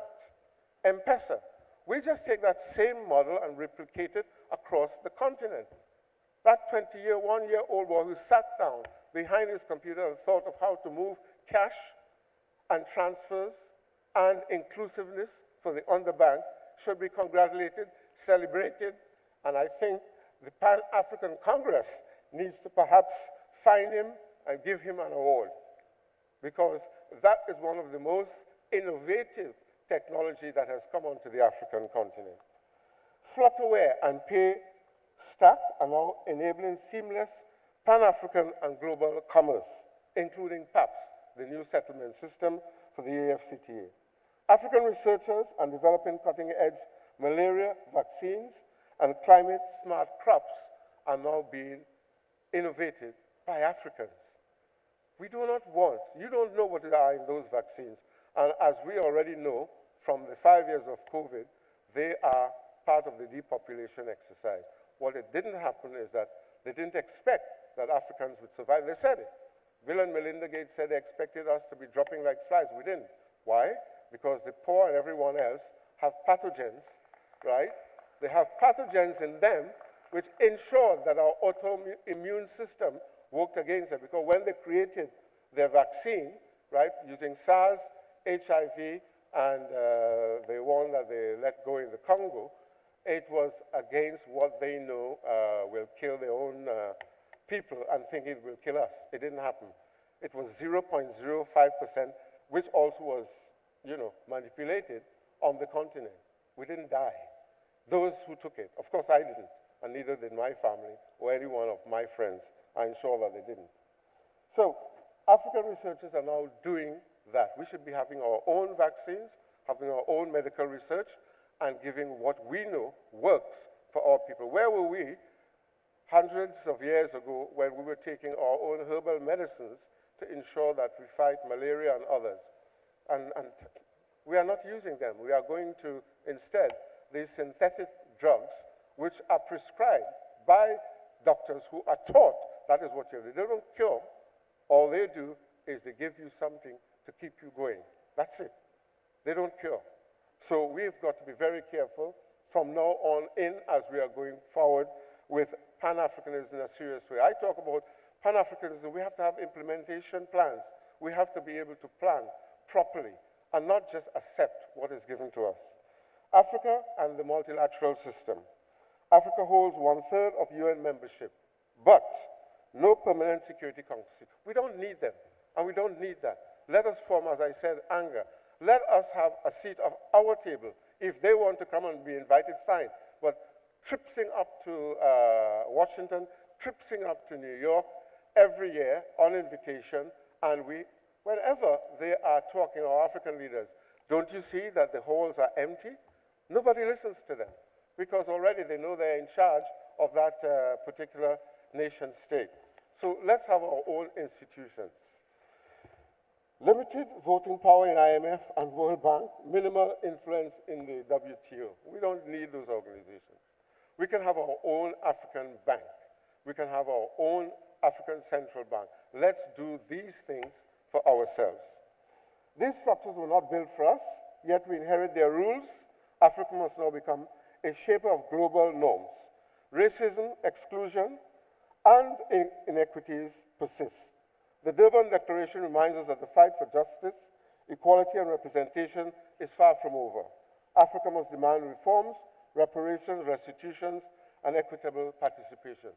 In Africa, in South Africa, we had Orania set up, a white state within an African state. Can you believe that nonsense? And they are using that to deter Africans from coming to their own state within their own nation state. That has to stop. Madam, I know what you're saying, but we have to talk truth to power. We cannot just stand up and be given 7 or 8 minutes to tell the truth. No, you know. You have 25 now. I have 25. Thank you very much. So I will give the rest. Thank you very much. So resource mobilization. Let's talk about resource mobilization and economic independence. Global influence follows economic power. Africa must industrialize raw materials locally to capture the value chains. Develop infrastructure across transport, energy, and digital networks. We have it. We have the environment to create it. We have the digital brains on this continent to do this. Why will we be building a Lobito corridor to extract the materials to the sea? Why don't we build a Lobito corridor and have appendages off to all the states within Africa so that we can move the same goods and services to where those materials can be used? Why not move it to Rwanda where they are doing cars, electric cars with the lithium? Why don't we move it to other places where innovation has started? Let's do that. Let's open the infrastructure on the continent for the continent, not extracting to the sea. This is the nonsense that leaders are being bought and sold by the West and other powers that be to ensure, again, continue the same aspect of ensuring that we remain impoverished. That has to stop. And when we leave here, we must make a declaration on what we are to do as our next 5-year plan, 10-year plan, 15-year plan, 20-year plan. It's already done by Chinese. It's already done by Dubai. It's already done by Norway. It's already done before by Libya. We just have to take this. It's not done. The classic example is the European Union. So we must make a declaration. What are our plans? I don't like to talk about talk. I like to talk about implementation. I like to talk, what is the next plan? Where are we going next year, the year after, etc. I talked about the African development goals. Let's have our own goals and let it be peer-reviewed by those leaders. Whether they want to be sit tight or not, they are now part of the African Union. No be so? Yes, they are. So let them follow a new rule, African Development Goals, 2025, 2026, 2027, and beyond. Not UN SDGs 2063. Where are you going to be with 2063? It's all nonsense. It's not for us. We are just included. It's not for us, right? Global influence follows economic power, as I said. Let's develop infrastructure across transport, energy, and digital network. Mobilize sovereign wealth funds and domestic capital for development. Let us set up, sovereign wealth funds in all of our nation states so that it can be used for our continent. Reduce illicit financial flows, estimated at 50 billion annually, and repatriate capital to fund African priorities. I said yesterday on my television program, right, as soon as I came off the plane, they just rushed me straight to the studio, and I talked about the debt and reparations. And if you look at, okay, let's give one example. Uranium. Uranium was being given 8 cents to the Burkina Faso and sold in France at $2,000. 8 cents to $2,000. That is pure savagery. That is, 3 more minutes. yes, that is pure savagery. 2 more minutes. 3 more minutes, right? And I'll be done. So we have got to look at what we are doing with our resources. I propose, a 5-pillar continental agenda. Global representation, reform the UN Security Council, IMF, World Bank, and WTO to reflect Africa's reality by having our own. We don't need to belong to them. Let's have our own.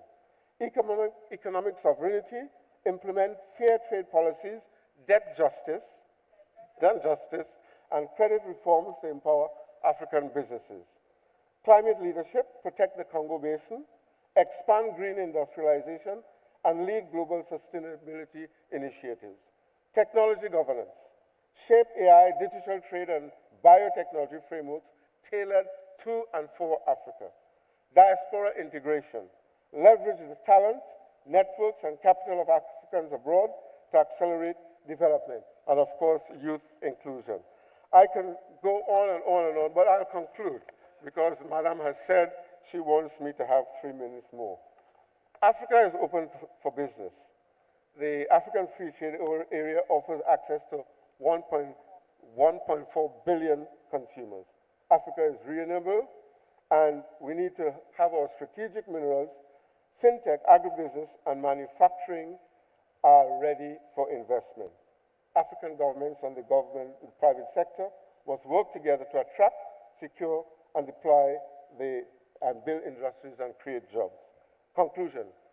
Africa stands at a historic threshold. Our moment is now. We must finance our own development, integrate our markets, and harmonize policies.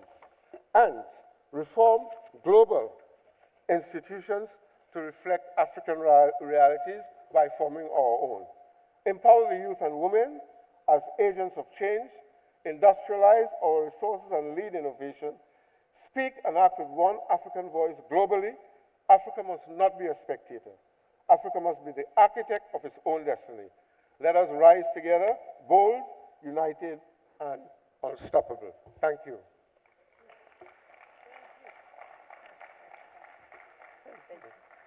Thank you, Ambassador William. Long, but very substantial. I wanted also to acknowledge Ambassador Garcia's quest for solidarity as his country's sovereignty is being challenged on a daily basis. I hope he's still there. Okay. So now that's our last speaker. Last not least. Ladies and gentlemen, I'm very happy to call a very good friend, a famous economist, Professor Kako Nubukpo.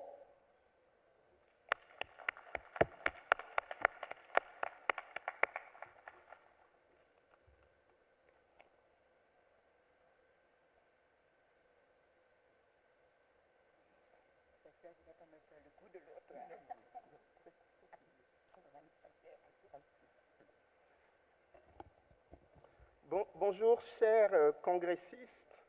Dear participants to the Congress. I'd like to say hello to my brother, Franklin Yamsi, who said warm words in my direction.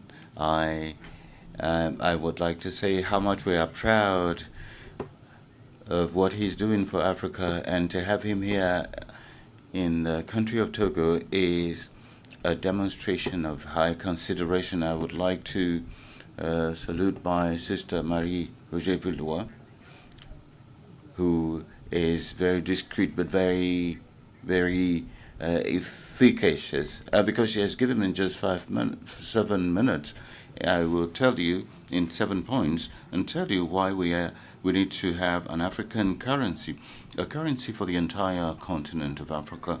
The first reason, and Ambassador Williams just mentioned that, and it is to amplify our trade. We don't trade much among ourselves. The intra-community trade in Africa represents only 15%. Europeans have more than 60%. And yet, when you have the same currency, what you do is you can trade among yourselves because you don't have cost, a transaction cost, or any risk of exchange. For that reason, just that reason, we need an African currency to amplify what we expect from the establishment of the Continental Free Trade Area. Second reason for which I plead for the creation of an African currency is competitiveness. We need a currency that helps us trick the entire world. You know that the world war at this time is a trade war because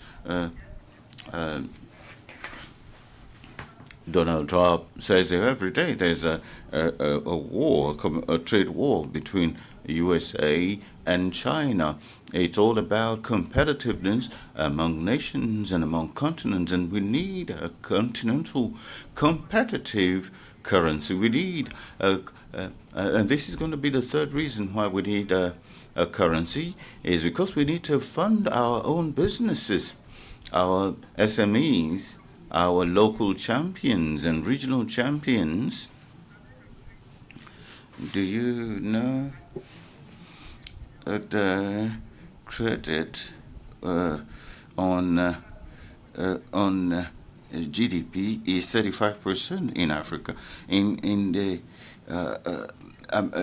EU is 100%, but in the US 300%. It means that African businesses are not funded. Just for that, we need a currency that will fund the African private sector. And we'll talk about that this afternoon in our economic round table. The fourth reason why I plead for the establishment of an African currency is that we need a currency to fund the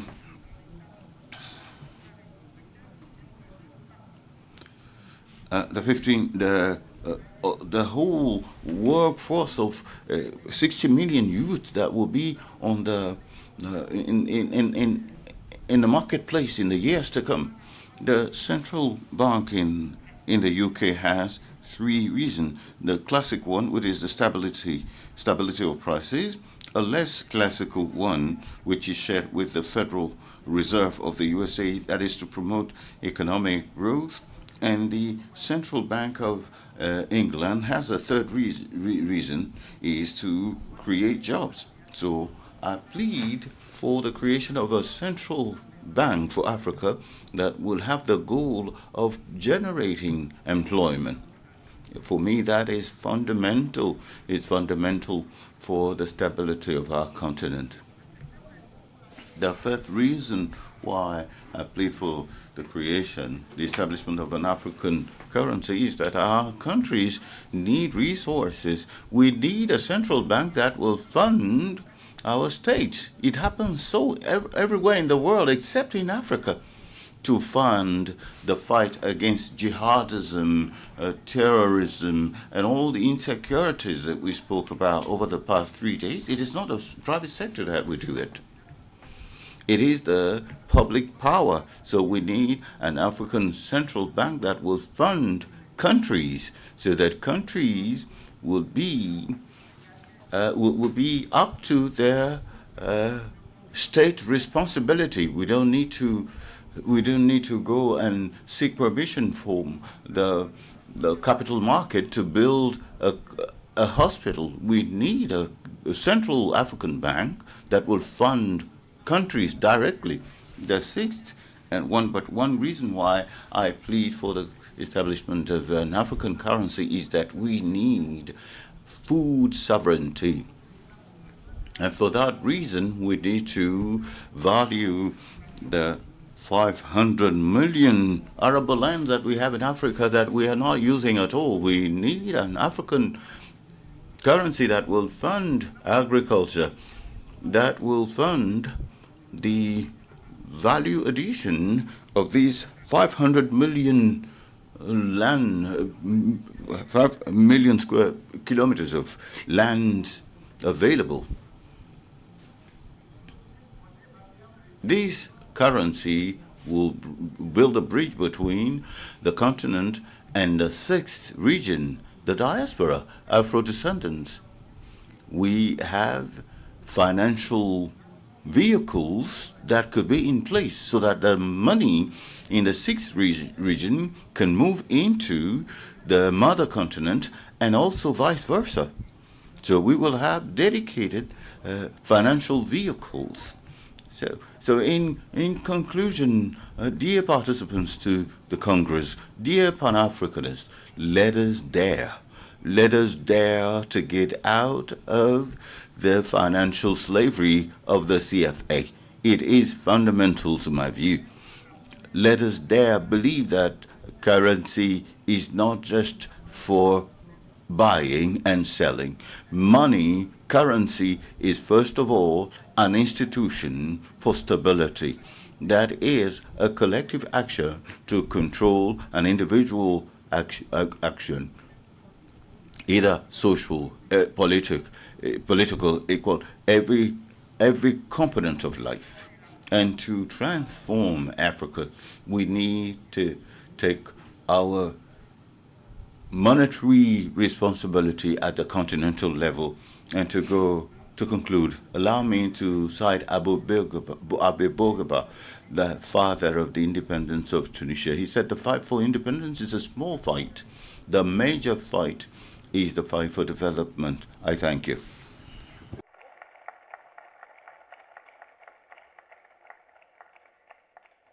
Merci Kako. Thank you, Kako. Thank you for this advocacy, which is already well known, which is dear to your heart, the need for an independent currency. The end of our session, let's call it a wrap. C'est merci à tous.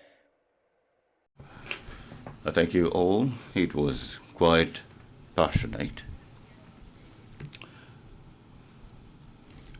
Pan-Africanists from across the world have expressed themselves, and I think we have touched almost all the facets of the matter. And I think the most important thing now is implementation. I will come with an anecdote, something very concrete that was suggested yesterday by a young Guadeloupean who suggested that we should create an industry of African games. The games, he said, they carry culture, they carry hope. So good ambassadors of the African heritage, he said. He has very practical ideas on how to implement it. So we need to now go into practical and concrete actions. They might look down to earth, but Lawale, that is spread over the US and Japan and Mongolia, they are ambassadors of our heritage, very practical. Thank you to all of you, and I would say give yourself a hand. Let's give yourself a standing ovation.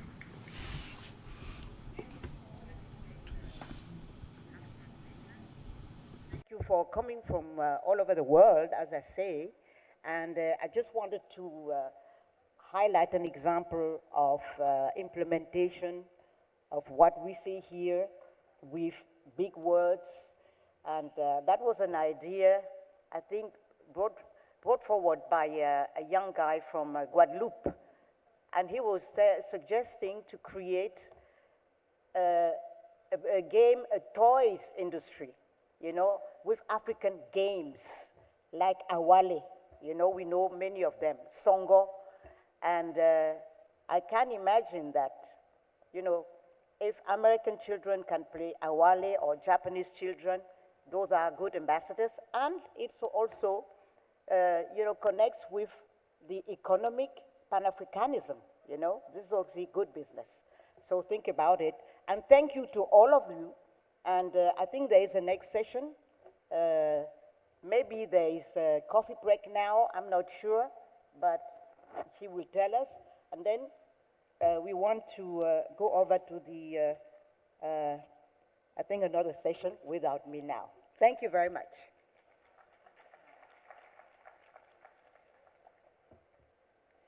Mesdames et messieurs, chers participants.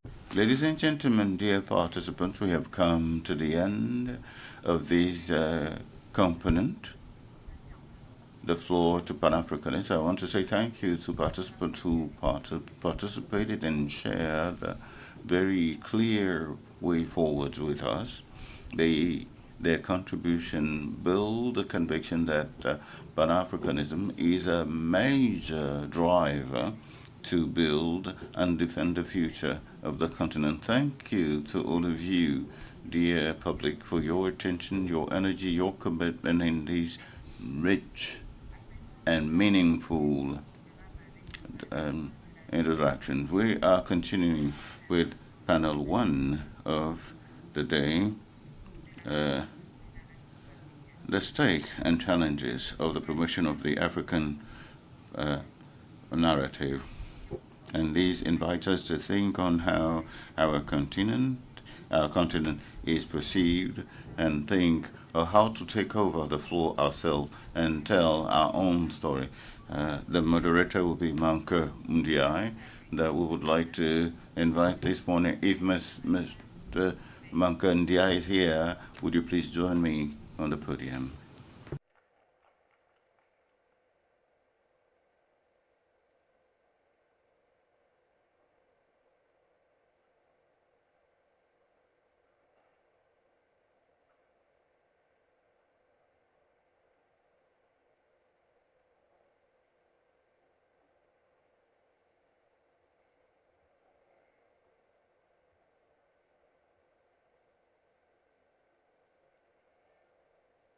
Monsieur Manker Ndiaye, diplomate chevronné, homme de vision et de dialogue. Monsieur Ndiaye guidera les échanges avec maîtrise et profondeur qu'on lui connaît.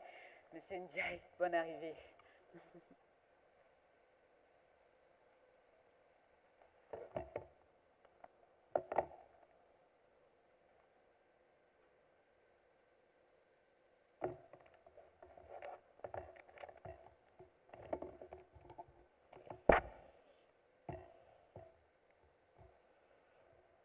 Merci beaucoup.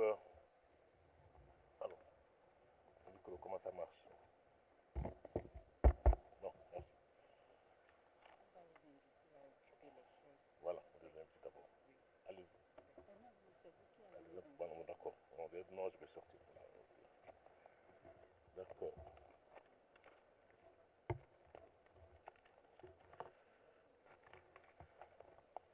Bien, je vais inviter. Very well. I'll call upon the panelists to come up to the rostrum.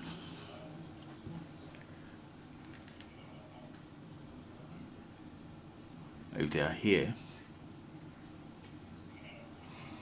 Madam Foreman, Gerisal, Mr. Eric Alnero, and Mr. Alfredo Mondi.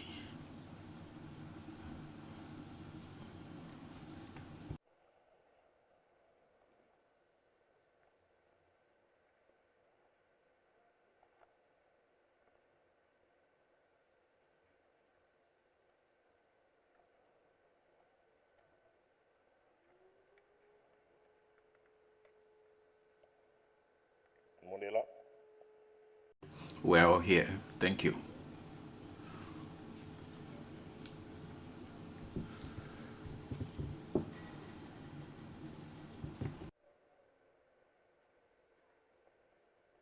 Bien, merci beaucoup. Very well. Thank you very much, dear friends. Let me begin by sincerely thanking the government of the Republic of Togo and the African Union for inviting me to the 9th Pan-African Congress, and also giving me the privilege of making me moderate this session. I think the image of Africa in the world is encountering challenges. We need to promote the African narrative. I'm Diouf, former minister of Senegal 2012-2017. And in 2024, former representative of the United Nations in Central African country of MINISTAF, the integrated group for stabilization of Central Africa from 2019 to 2022.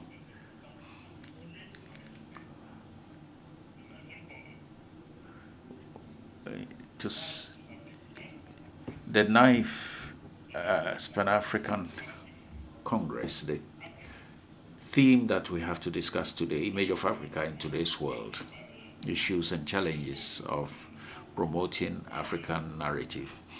In a situation of rearrangement of major geopolitical issues, Africa occupies a strategic position which is becoming greater and greater. However, this central nature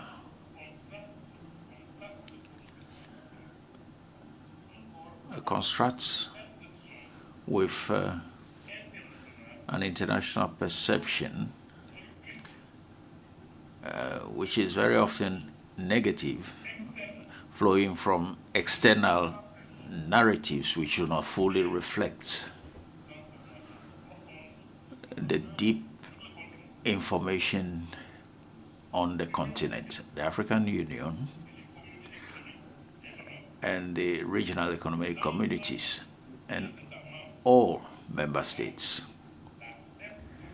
have the collective responsibility to promote an African narrative, an authentic African narrative, which is positive and aligned with the priorities of the continent, as for, like Agenda 2063 and instrument of continental integration. We can make a very quick diagnosis and observe that current international narratives are against the continent. The weight of colonial and post-colonial accounts in the international forums still exists. There is external media dominance, which promotes a certain perception of the continent, which is often negative. And we observe a certain disproportionate focalization on what doesn't work on the continent. Conflicts, famine, humanitarian crisis, security challenges, which are many, but also like as in recent times, coup d'etats. The last attempt, which was foiled not far from here just a few days ago. And you'll observe that in West Africa, if you look at the eight countries that constitute the Monetary Union of West Africa, 4 out of the 8 are under military rule.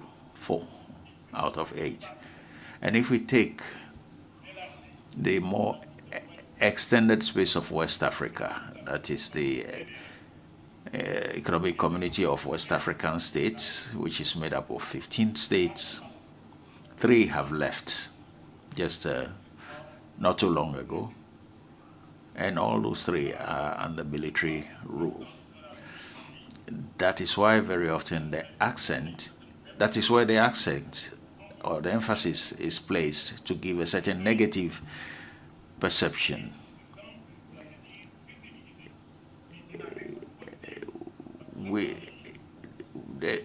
It is not because there's an absence of positive dynamism. It's just because emphasis is placed on the negative.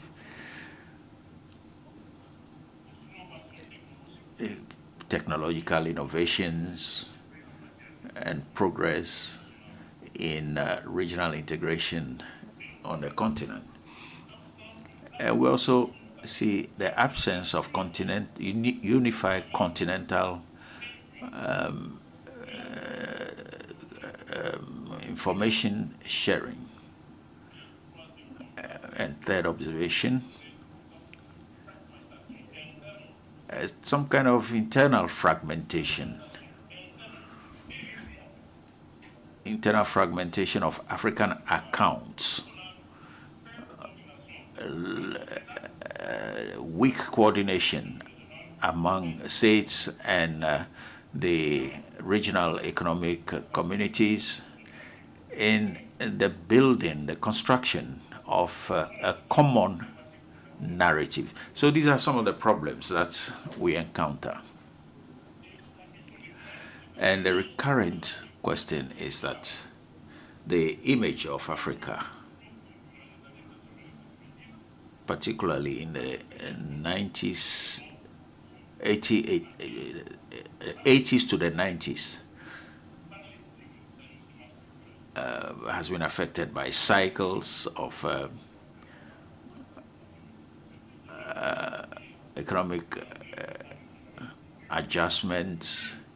The famine, emphasis was put in the famine in Ethiopia, and this call for aid through a song that we all know. But today, go to Ethiopia and you see the extent of development that is taking place at Addis Ababa, which is the headquarters of the African Union. So, conflict zones, democratic transitions. So, the image projected of Africa is one of extreme poverty and bad governance, endemic violence. One of the tragic signs of which is the film, for example, of the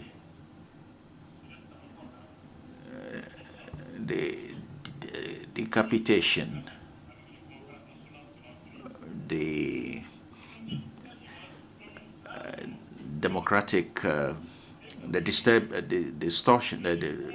distortion of democracy and the national conferences that we have known.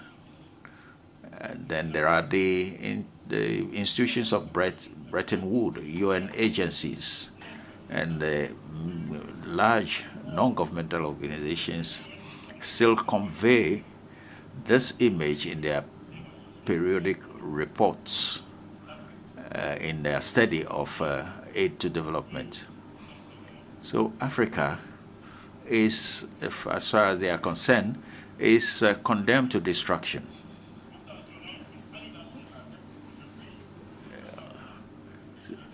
So there was the appeal to cancel the debt of many countries.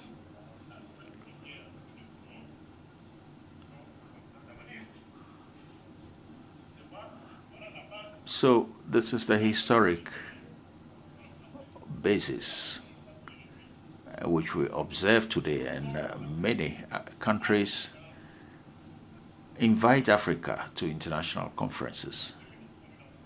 We've known this in the past.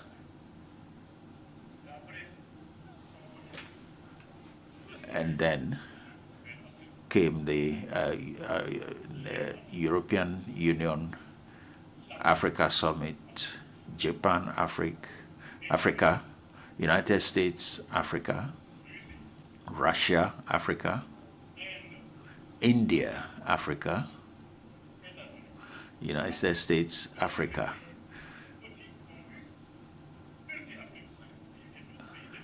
And some countries, these are countries, even some countries like South Korea has had summit meetings with Africa. And at the time of independence, the GDP of South Korea and Senegal was the same, and even Iran. It's as if everybody wants to assist Africa. The fact that 54 African heads of state fly to go and meet one person, fly out to go and meet one person. Whereas among these heads of states who are flying out, do not even go to the African Union Summit. That does not present a good image of the continent. So we today have the responsibility of promoting a new African narrative that emphasizes the positive narratives, a dynamic youth, scientific technological progress on the continent, and the changing the image of Africa will not be offered on a silver platter. It will be the outcome of our own creation. And I'm sure that our panel here, with men and women with experience, will bring some clarity to this complex image of Africa. And to ensure that things proceed well, I'll first give the floor to our panelists. Each one has a specific area to touch on. Our friend Ora, in his contribution, will deal with issues relating to diplomacy and strategic communication, placing emphasis on the fact that Africa has to be the principal actor in recounting its own story. The second one, Dr. Foreman, will speak to cultures. I will not say the culture, cultures, the arts and the media as a lever for the new narrative of the African continent. My friend Eric Agnew, who is Ivorian American, and he will focus in his comment on how to rethink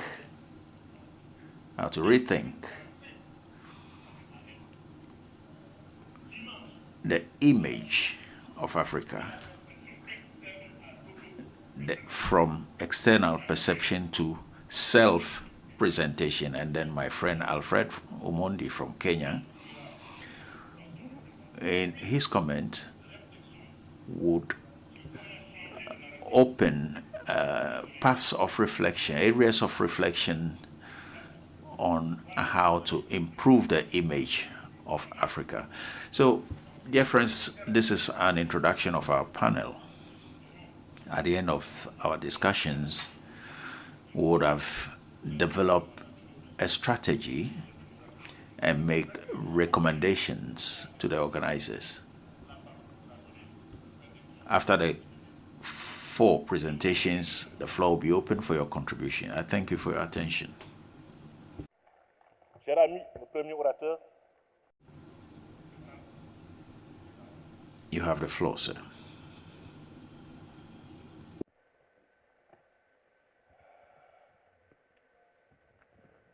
Greetings, brothers and sisters. Your Excellencies, distinguished delegates, respected elders, visionary leaders, brothers and sisters from every corner of our great continent and the diaspora as well. I greet you in the great spirit of Pan-African unity, as well as with humility and gratitude for the honor of addressing you at this landmark 9th Pan-African Congress here in the historic city of Lomé, Togo, West Africa. To stand before thinkers, policymakers, cultural custodians, innovators, activists, and fellow Pan-Africanists who collectively embody the hopes of over 1.4 billion Africans is to stand before the continent's heartbeats. Today, I speak to you on a theme that sits at the center of Africa's future: strategic diplomacy and communication, positioning Africa as a leading actor in its own narrative. As we gather here, we are not simply attending a conference. We are participating in the continuation of a legacy that began many decades ago. When African thinkers from W.E.B. Du Bois to Kwame Nkrumah to Marcus Garvey and others declared that Africa must speak, act, and engage with the world on its own terms. Yet, even today, Africa's story is too often told by others, most times filtered, edited, simplified, distorted through lenses that do not carry realities, aspirations, and complexities that adequately define us as Africans.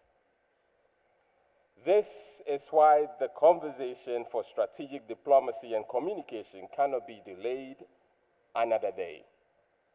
Africa must take full authorship of its narrative. To position Africa as a leading actor in our own story, we must first acknowledge that narrative is power, content is king.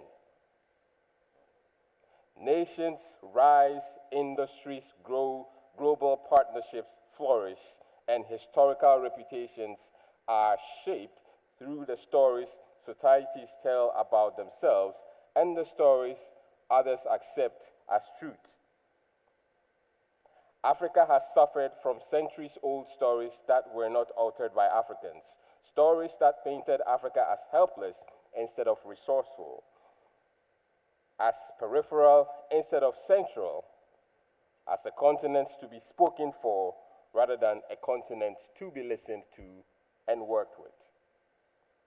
When we look at the world, every powerful nation and region invests deeply in shaping its global image. The United States does it through its entertainment industry, public diplomacy, and digital presence, and ideological messaging. The European Union frames its image around heritage, democracy, and global norms. China does it through Confucius Institutes, the Belt and Road narrative, and strategic media. If we want the world to listen, we as Africans must create a platform that amplifies our voices. Many African government agencies and continental bodies struggle with consistent, timely, and efficient communication. African institutions must build communication departments equipped with modern digital skills, crisis control tools, data analysis, and most importantly, storytelling techniques. This is because Africa's story today is being shaped on TikTok, Instagram, YouTube, WhatsApp, X, or Twitter, just as much as it is being shaped in diplomatic halls and institutions. Digital diplomacy must become central to the African statement. African leaders and institutions must engage online, counter misinformation, highlight achievements, and participate in global conversations in real time. With over 500 million Africans online, we must create digital ecosystems where African voices dominate conversations about African institutions and issues. This is where Africa must engage not as 54 separate voices, but as one diverse yet unified force with a clear Pan-Africanist vision and identity. We must rise above fragmented communication efforts and build coordinated narrative systems that reflect the Africa we know, not the Africa the world has conditioned people to imagine. Currently, Africa's creative industry, from Afrobeats to film, fashion, and digital arts, are already influencing global culture. The continent has a diplomatic potential, a huge cultural wealth, and intellectual brilliance that the world cannot afford to ignore. Afrobeats alone has done more for Africa's global image in the last decade, enough to compete with many formal diplomatic institutions. Every African artist should be considered an ambassador.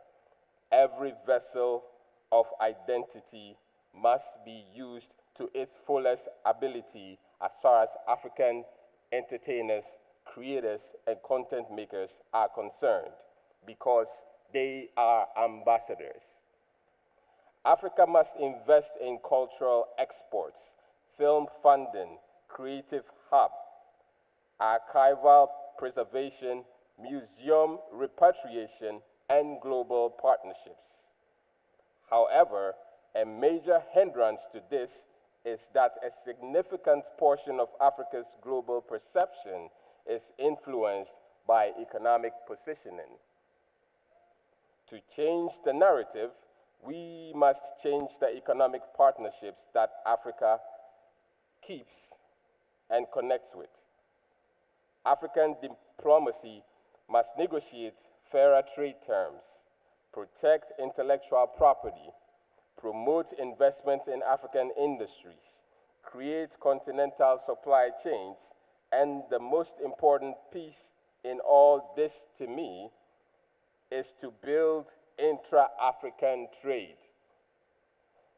What many don't realize is the African Continental Free Trade Area is a huge communication tool as much as it is an economic tool. It tells the world that Africa is ready to do business with itself and with others on equal footing and terms. Yet, interconnectedly, Africa's narrative cannot rise where governance failures persist. We must acknowledge that communication alone cannot solve underlying issues. Strategic diplomacy is effective only when backed by ethical leadership, transparent institutions, and policies that uplift citizens. One of such policies can be the one that improves more on the education systems A narrative is only as strong as the knowledge base supporting it.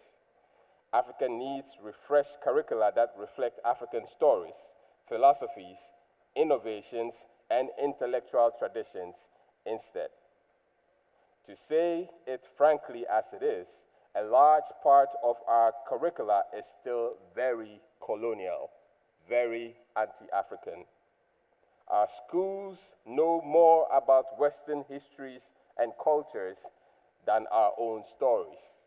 Children grow up admiring Western characters, even Asian characters they see on TV, and they want to be like them. Why not tell more of the African story through the power of the media?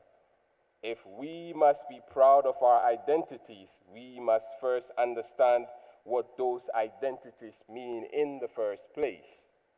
Our schools, universities, think tanks, and research institutions must become engines for narrative transformation. With Africa being the youngest continent, our youths are the producers, consumers, and amplifiers of modern stories.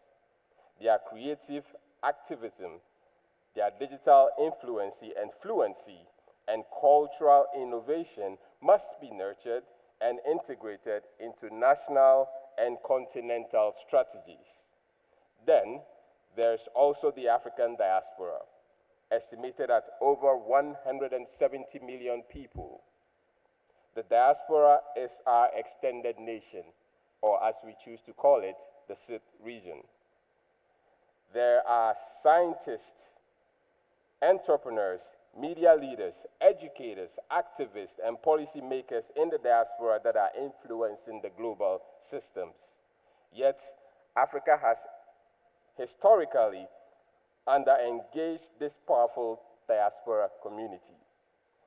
Strategic communication requires that we build structured diaspora networks, strengthen dual citizenship frameworks, encourage diaspora investment, create channels for cultural reconnection, and for heaven's sake, remove the visas.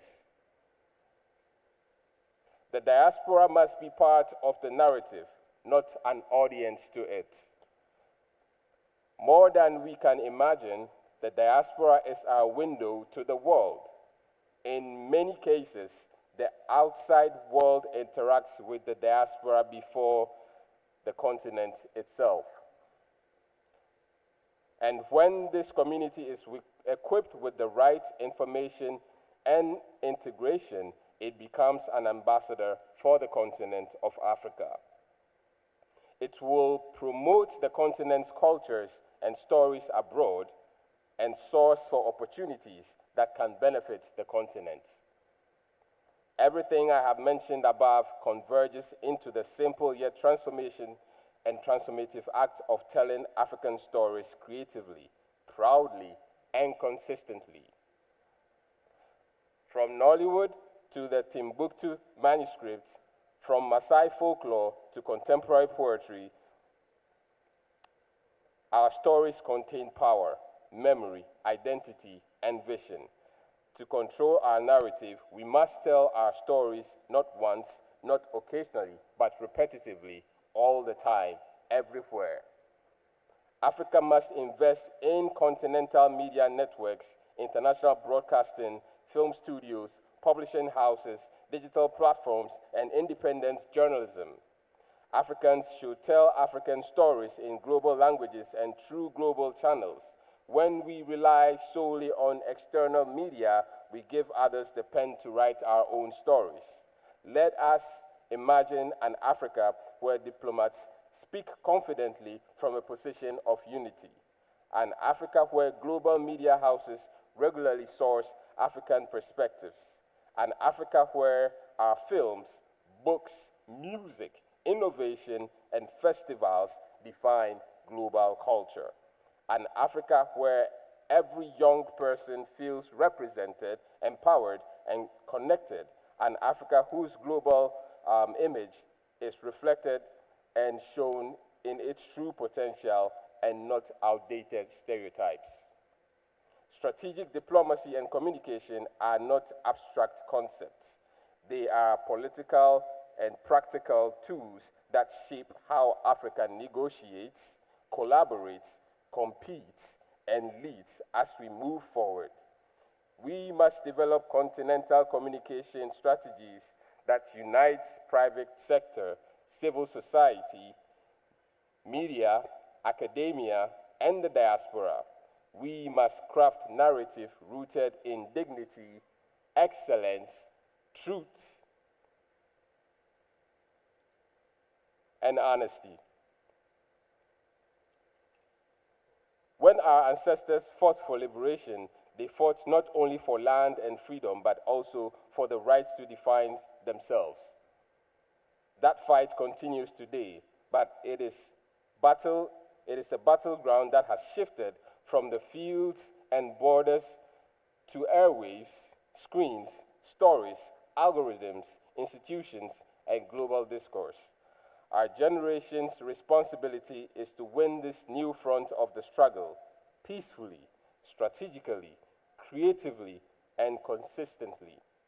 We must therefore leave this Congress with a renewed commitment to shaping the Africa we see, not the Africa others want us to see.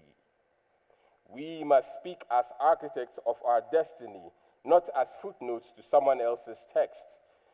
We must present Africa as leading actor whose voice carries purpose, whose image commands respect, and whose vision inspires an entire global identity. Let the story of Africa no longer be narrated about us, but narrated by us. Let the world no longer define Africa by moments of crisis, but by the full richness of our civilization, innovation, culture, and humanity. Let us rise today as custodians of Africa, as champions of African unity, as ambassadors of African possibility, and authors of Africa's future. I would like to pay respect to the spirits of Kwame Nkrumah Osajifo, Patrice Lumumba, and all other Pan-Africanists who time will not permit me to mention. I would like to acknowledge the spirit of our ancestors, those that are here with us within these walls, those whose names were erased from history, those whose names were not even added.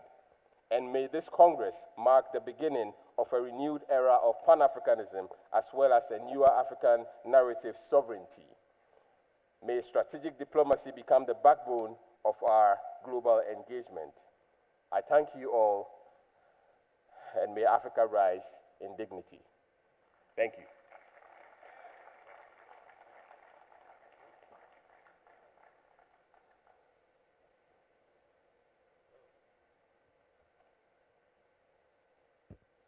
Alors, merci beaucoup, cher ami Oral. Je voudrais... Thank you, Oral. Now, let me give the floor to Madam Foreman from St. Kitts and Nevis. You have the floor, Madam.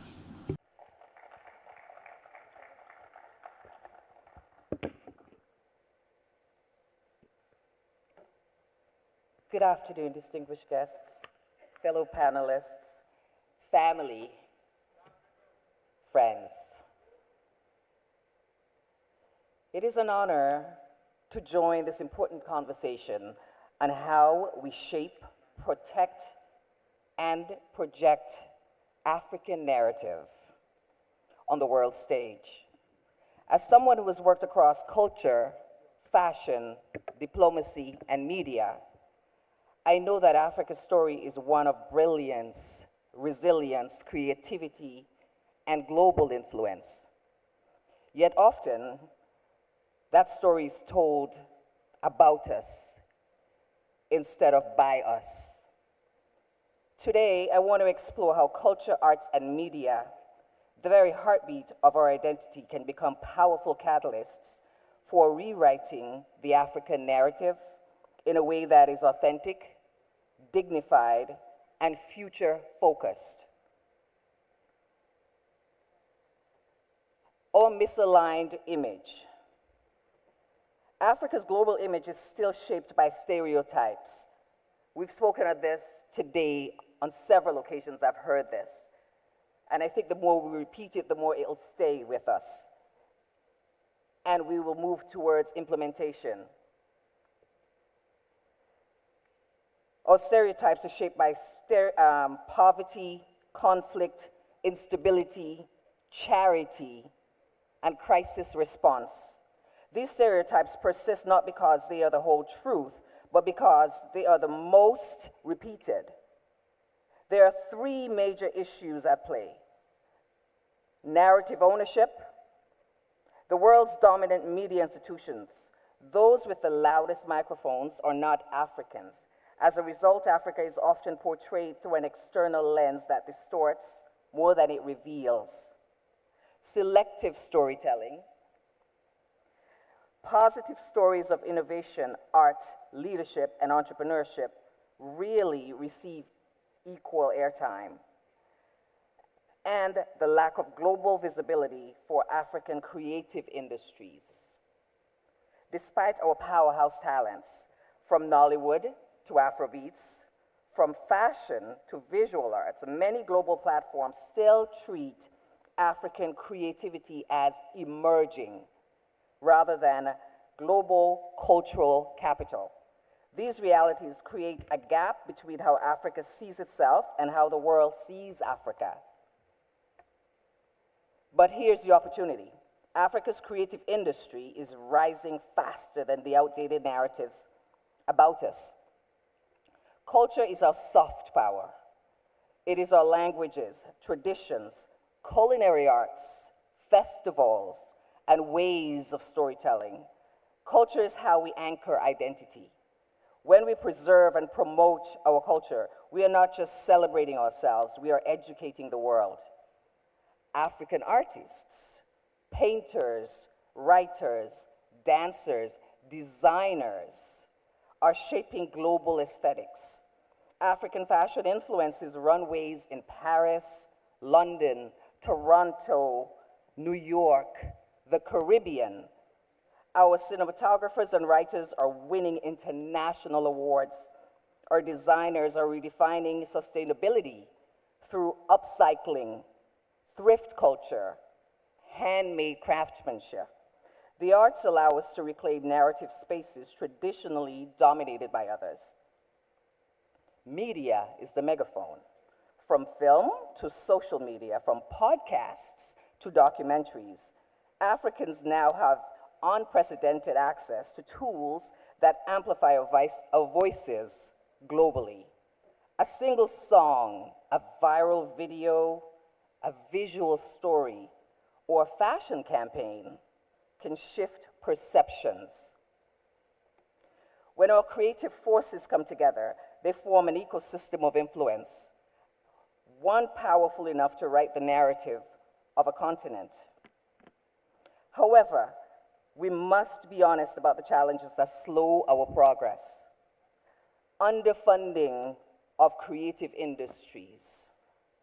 Many African creatives lack investment, infrastructure, or platforms to compete on a global scale. Limited media ownership. Until we control more global platforms, our stories will always be edited through someone else's agenda. Fragmented Pan-African identity. We often work in silos, country to country, rather than harnessing the strength of a united continental narrative. Global misrepresentation. Negative narratives move faster than positive ones. A single crisis can overshadow decades of cultural progress. And the lack of archiving and documentation. Much of our cultural memory is undocumented, leading to appropriation, exploitation, and a dilution of African contributions.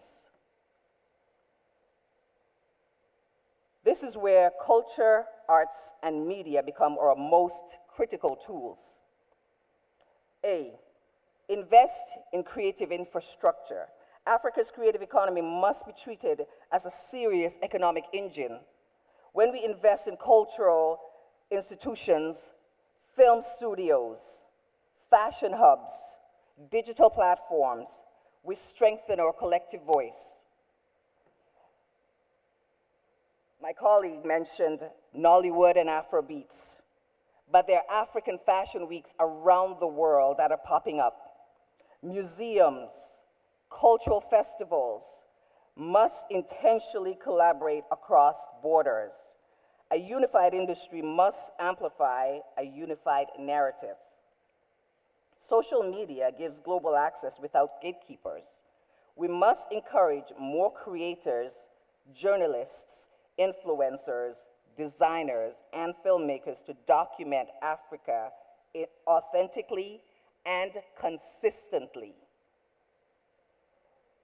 The diaspora is a powerful bridge between Africa and the world. Our influence, visibility, and access to global platforms make us essential partners to reshaping our story. And last but not least, we must encourage youth creativity. Africa is the world's youngest continent, with over 70% of youth under 30. When we empower youth through arts, education, technology, entrepreneurship, we ignite generational change. As a stylist, creative director, and cultural curator, I've seen firsthand how fashion is diplomacy. African textiles, beadwork, silhouettes are not just garments. They are identity, history, and narrative encoded in fabric. When an African model walks a global runway, or when a designer showcases their work at African Fashion Week Toronto, the world witnesses our story in motion. Fashion is a visual storyteller. It communicates dignity, authenticity, and excellence without a single word. This is why platforms like African Fashion Week are so important. They're not just shows, they're cultural diplomacy in action. If Africa is to reshape its global image, we must tell our own stories loudly and consistently. We must support our creatives with funding and infrastructure. We must build unity across the continent and the diaspora. And we must use culture, arts, and media as instruments of empowerment. The new African narrative cannot be written by accident. It must be intentionally crafted by us, by creatives, diplomats, scholars, entrepreneurs, cultural leaders, and every voice in between. Africa is not a crisis to be solved. Africa is a cultural powerhouse, a rising economy, a hub of creativity, and a global influencer. The world must see Africa differently when Africa tells its story differently. Thank you.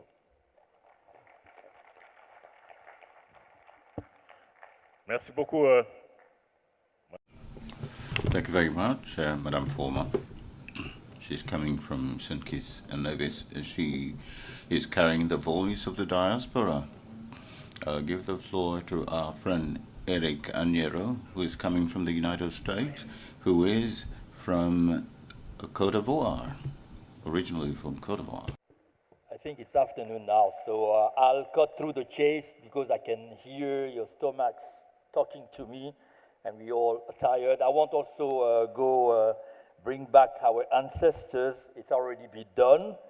The reasons why the image of Africa matters, we said that, the global image is not cosmetic issue, it affects our diplomacy and our investment, the confidence of our youth, and our place in world affairs. Over the course of my career, I was a broadcaster for the Voice of America. As a young African moving to the US, when I was given the chance to be a broadcaster at VOA, I was so happy. And then 2 or 3, 4 years later, that I realized that I was being used maybe to spin my own African, citizen, my fellow African citizens. Then I moved to the private sector. I went to CNN. I was a stringer around Africa covering conflicts, but I realized that it was even worse than Voice of America, because Voice of America would tell you we have the editorial, and then when we tackle the news, we go by the rules. And then I went to the African Union as a communication consultant, and it even worse over there because, everything over there is paid by the foreign governments. There's no real communication. And then when there's a project, the communication side is just given to a nice looking fellow or lady who will take pictures and send a few posts on the internet. So this narrative mismatch is, as they all said, is due to the fact that more stories are done, about Africa rather than from Africa, information asymmetry, underinvestment in influence, and also, other reasons why we're not there. But I want to cut straight to the chase and say here that Africa is its own spoiler. How can Africans be proud themselves or the continent when, young Africans who just go out to look for better, let's say, internet, demonstrating for more democracy, are being met by terrible violence? How can they be proud of being African when you walk on the beaches of Accra and then some like brown matter on the ground makes you limp, like worse than if you were even, struck by a stone? How can you be proud of Africa when your city cannot deal with waste management? Africa is its own spoiler, and then we need to project an image of a modern continent that embraces science, embraces modernity, embraces whatever life is bringing to us, of course, entrenched in our tradition. I would like to hear talked about an opportunity that is being untapped, which is people-to-people narrative. In complex landscape, Africa possesses an extraordinary advantage: its people and its community. And then it's not only the communities that we have here on the continent. We saw during this Congress that, we even have more representation, more active representation abroad in the diasporic communities. So we should really, and I insist on that, bring forward this community to do what I call citizen diplomacy. We did it with the state of Vermont, where I live now in the US, where friends from Senegal were able to create more, a more dynamic relationship between Senegal and the state of Vermont that, formal diplomat could do. So we need to tap into this resource, which is citizen diplomacy. But what will truly transform Africa's image is, according to me, a multi-stakeholder narrative system. A credible global image requires more than good stories. It requires a system.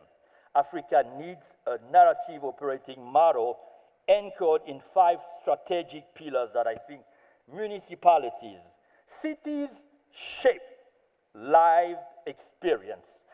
Lomé, for example. Lomé, since I was a child, my mother used to come to Lomé to buy les pagnes africains. the African fabrics. And she always told me, you go to Lomé, it's a clean city. I came to Lomé, I experienced that.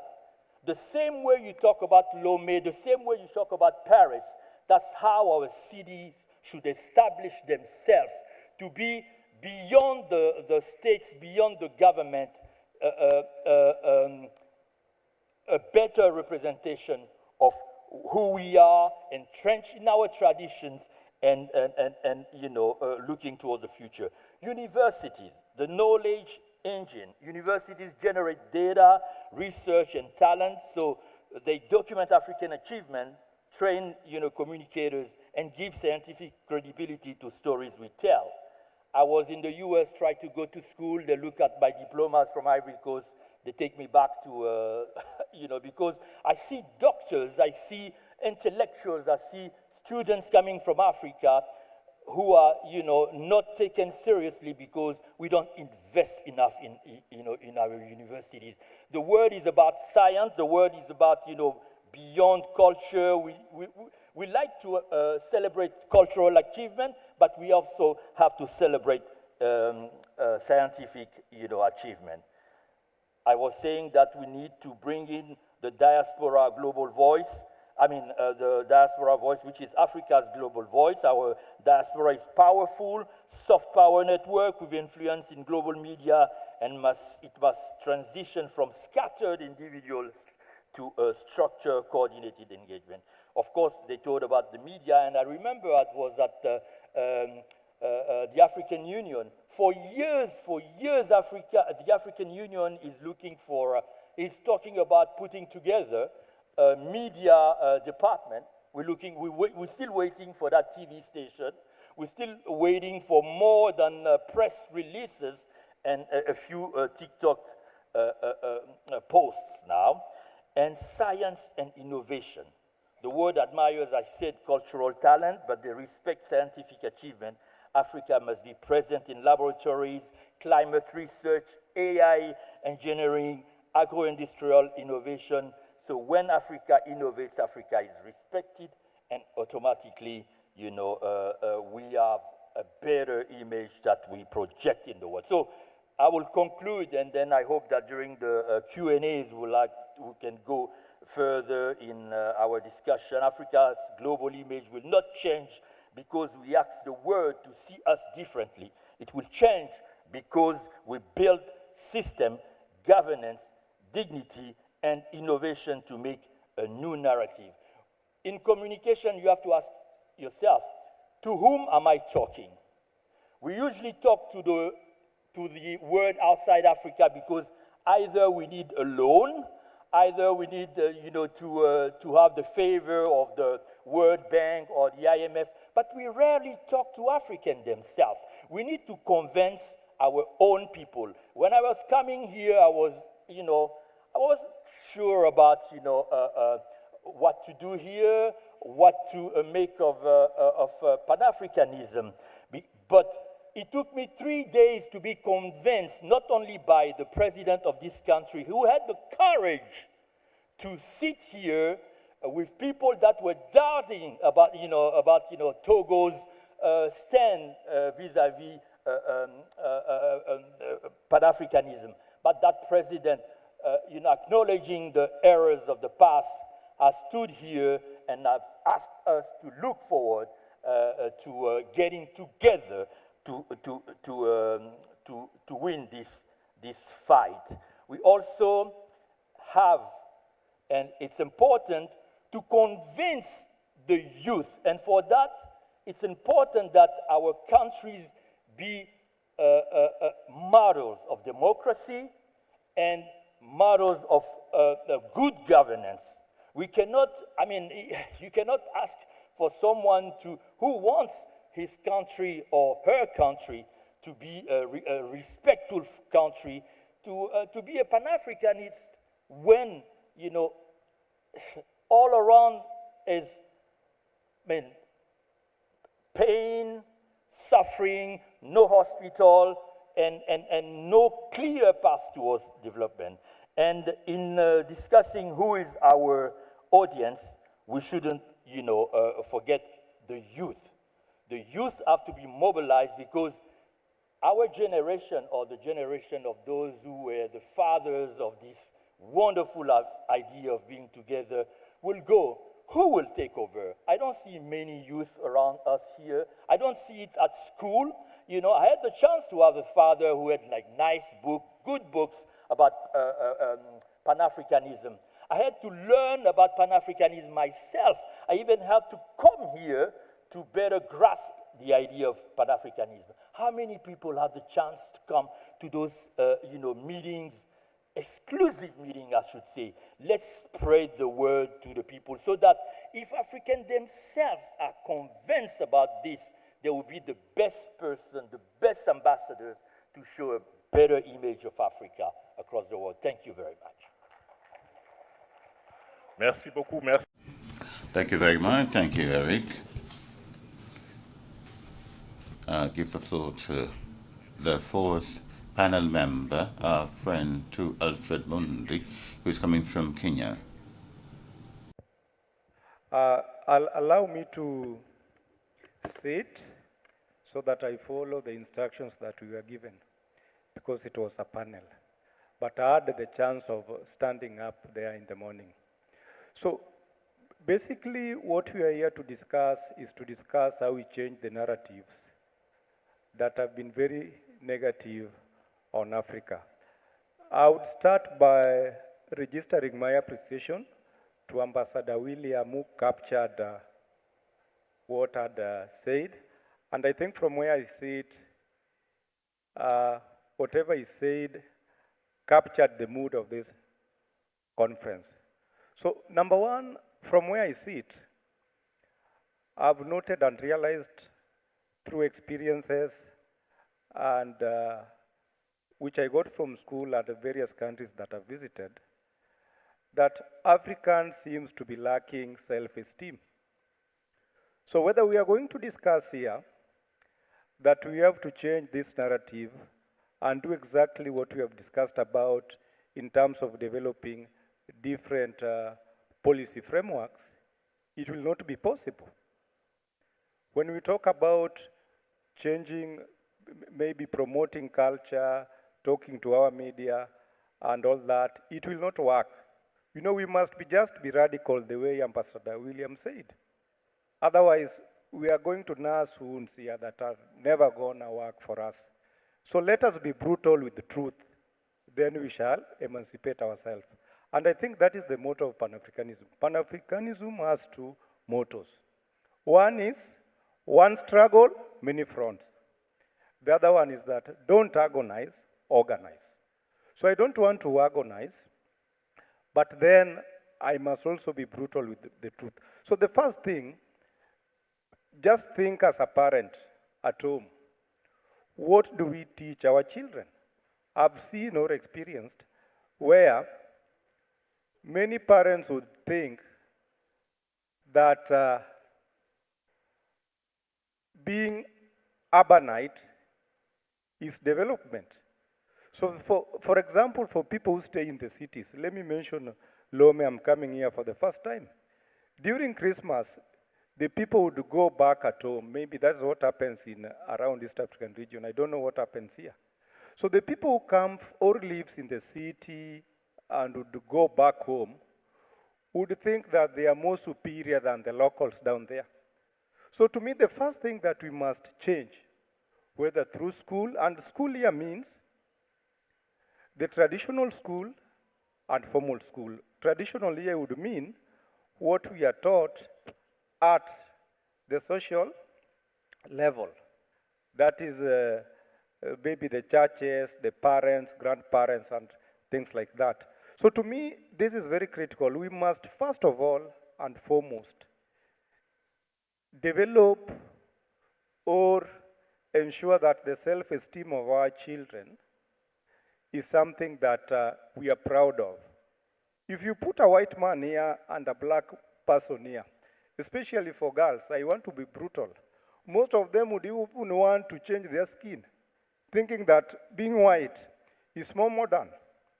So if that is the level we have reached, audience, if that is where we have reached, How are we going to change the narrative if that is what we are thinking? So I want to say that whether we have or develop a policy framework on education, for example, harmonize all the policy frameworks of the 44 provinces. For me as an African, all these nations are provinces of Africa. Africa is what according to us is the country. The rest are just provinces of Africa.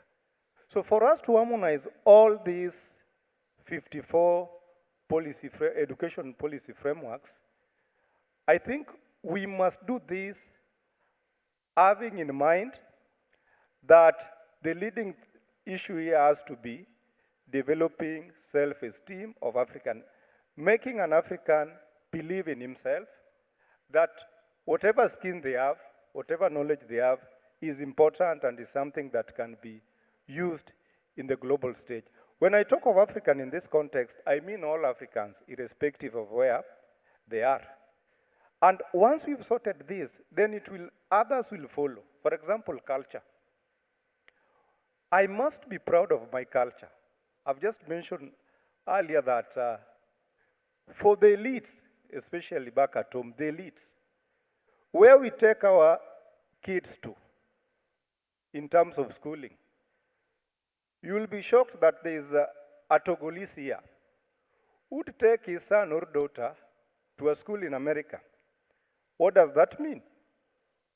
You are belittling your own institutions because you believe that if you take a kid to Yale, Harvard, Massachusetts, that's where life begins. So for me, we must, first of all, promote the institutions that we have within the continent.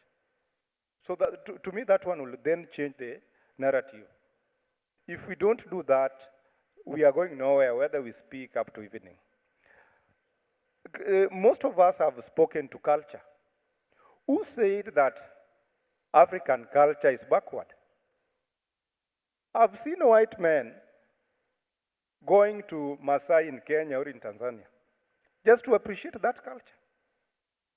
I've seen people do Maasai shukas here. I'm seeing people are doing majorly African attire.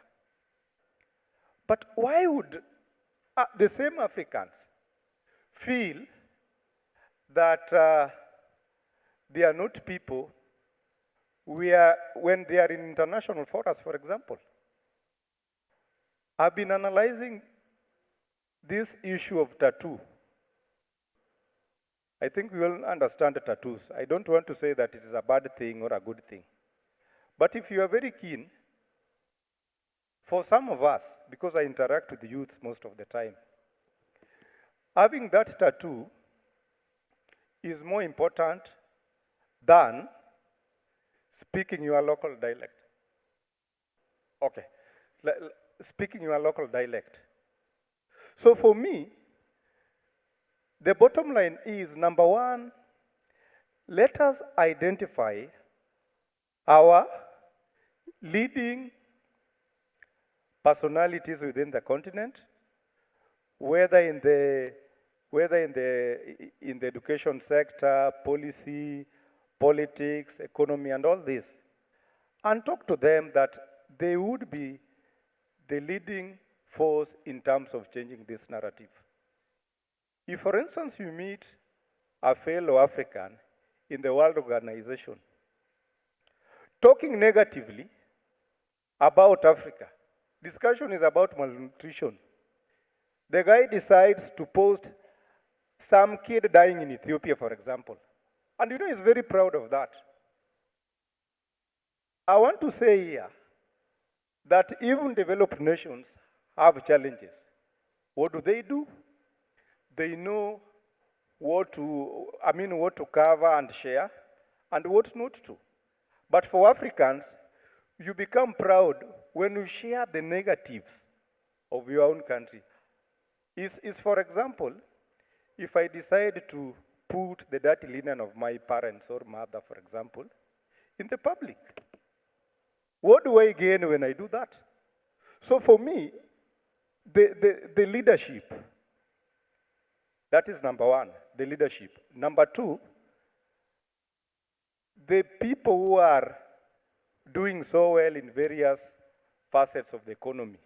For example, I'd mentioned earlier that, for example, in Togo, some of the personalities that we've heard of, like Adebayo, for example, what is his role in this country in terms of nation building? If you can give him a role in terms of talking positively about Togo, people will listen to him. This is a person who has almost 2 million followers and things like that. So let us take advantage of some of our leading personality. The other thing I wanted to speak to in the interest of time, and I'm sorry that in the morning I did not get that time, and also now. Let us talk about issues to do with democracy. We understand it differently in the African context.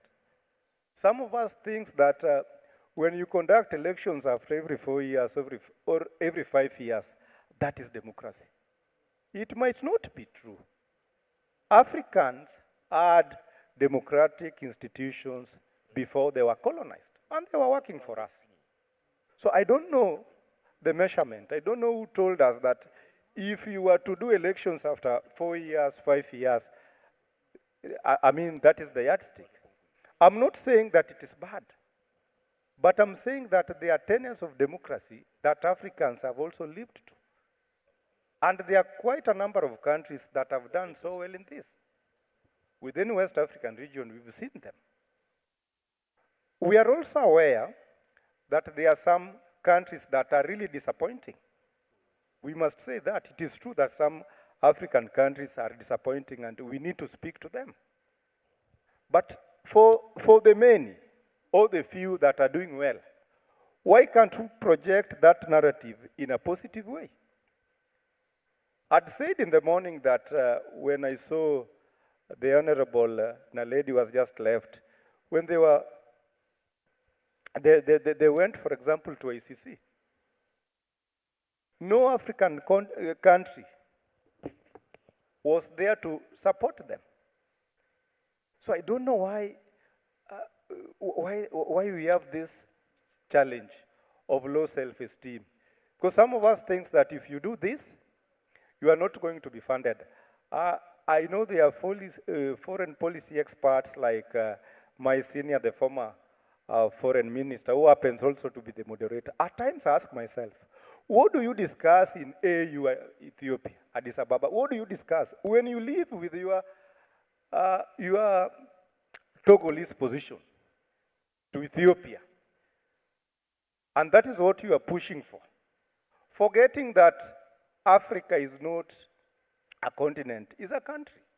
We expect you that as a council of ministers, before you start the discussions, maybe at the heads of government and states, we expect you to be very fair to all of us. Then lastly, in the interest of time, allow me to say that, again, Ambassador William had talked about implementation. I was reading the 7th Park resolutions of 1994.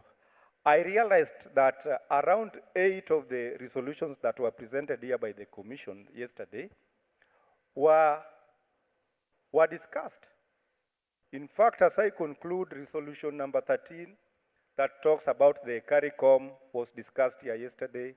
Resolution number 25, quite a number of them. The problem is that we are not implementing these resolutions. And I'll not be afraid to say then that even if we live here, they are likely not going to be implemented. So to me, let us be proud of being African, and let us fight for our space the way Ambassador William had said. And lastly, let us implement whatever we are going to pass here as resolution. Otherwise, thank you so much. Merci beaucoup, cher ami Onu. Thank you very much, my dear friend. I think we are being pressed to conclude. It has eaten into our time. We started a bit late. I'm sure discussions will be continued later on the side. Before I conclude, I'd like to give the floor to Madam, who would add just a few details to her first intervention. One very important and exciting development that I needed to add, I neglected to add in my speech. I don't know how I forgot, but I spoke about reclaiming the narratives and our cultural ownership. Ghana recently introduced geographical indication and intellectual property protection for Kente. If anybody knows that, this is a great opportunity for every single country in Africa to follow in their footsteps. So anyone who wants to reproduce this fabric has to go to Ghana. They cannot, it is against. And we have that on the continent because everybody else is copying. We're not talking China only, but they can no longer do this. And that is economic repercussions right there. Thank you. Thank you very much. Merci. Thank you. We've come to the end of our session. We would have wanted to give the floor to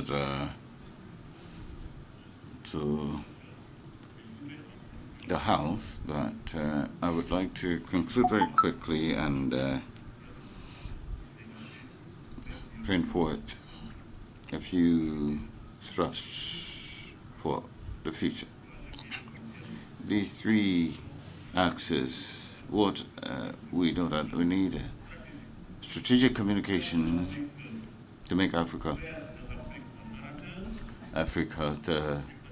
the teller, the storyteller of her own story through culture, art, and media, project an authentic image, creative and modern, and also we need a self-presentation. We have to start having our own way of looking at ourselves. We have to change the image, and if we want to change the image, you have to change the tale, you have to change the message. And that makes me to project ourselves over the next 5 years. Institutional reinforcement and coordination, the development of media and African media ecosystems. We need to add value to the African soft power. We talked about Nollywood and other representations. Madam was talking about things being done in Canada. Number 4, how to involve the diaspora, which is very important, and we are very happy for the massive participation of the diaspora in this 9th Congress. And now we need a national ownership. We have to reinforce the training our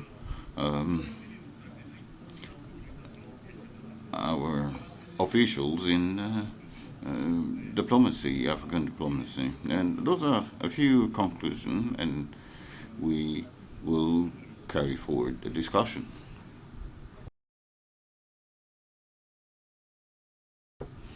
We now invite panelists, members of parliament, of the panels for a group photograph.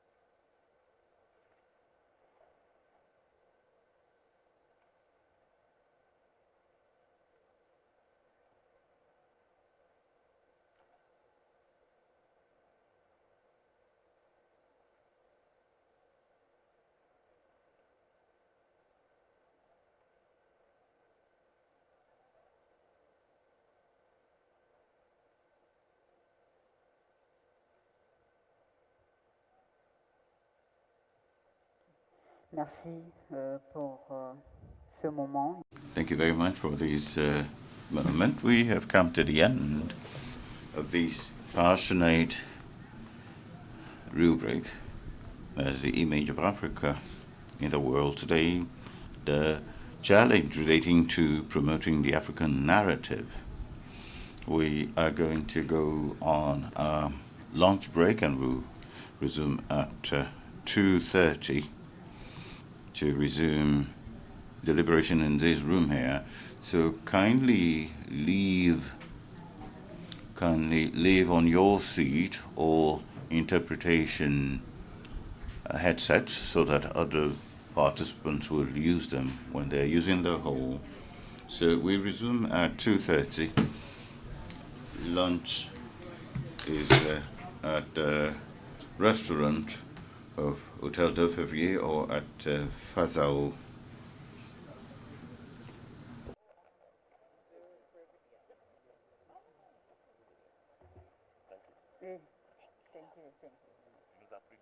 Thank you.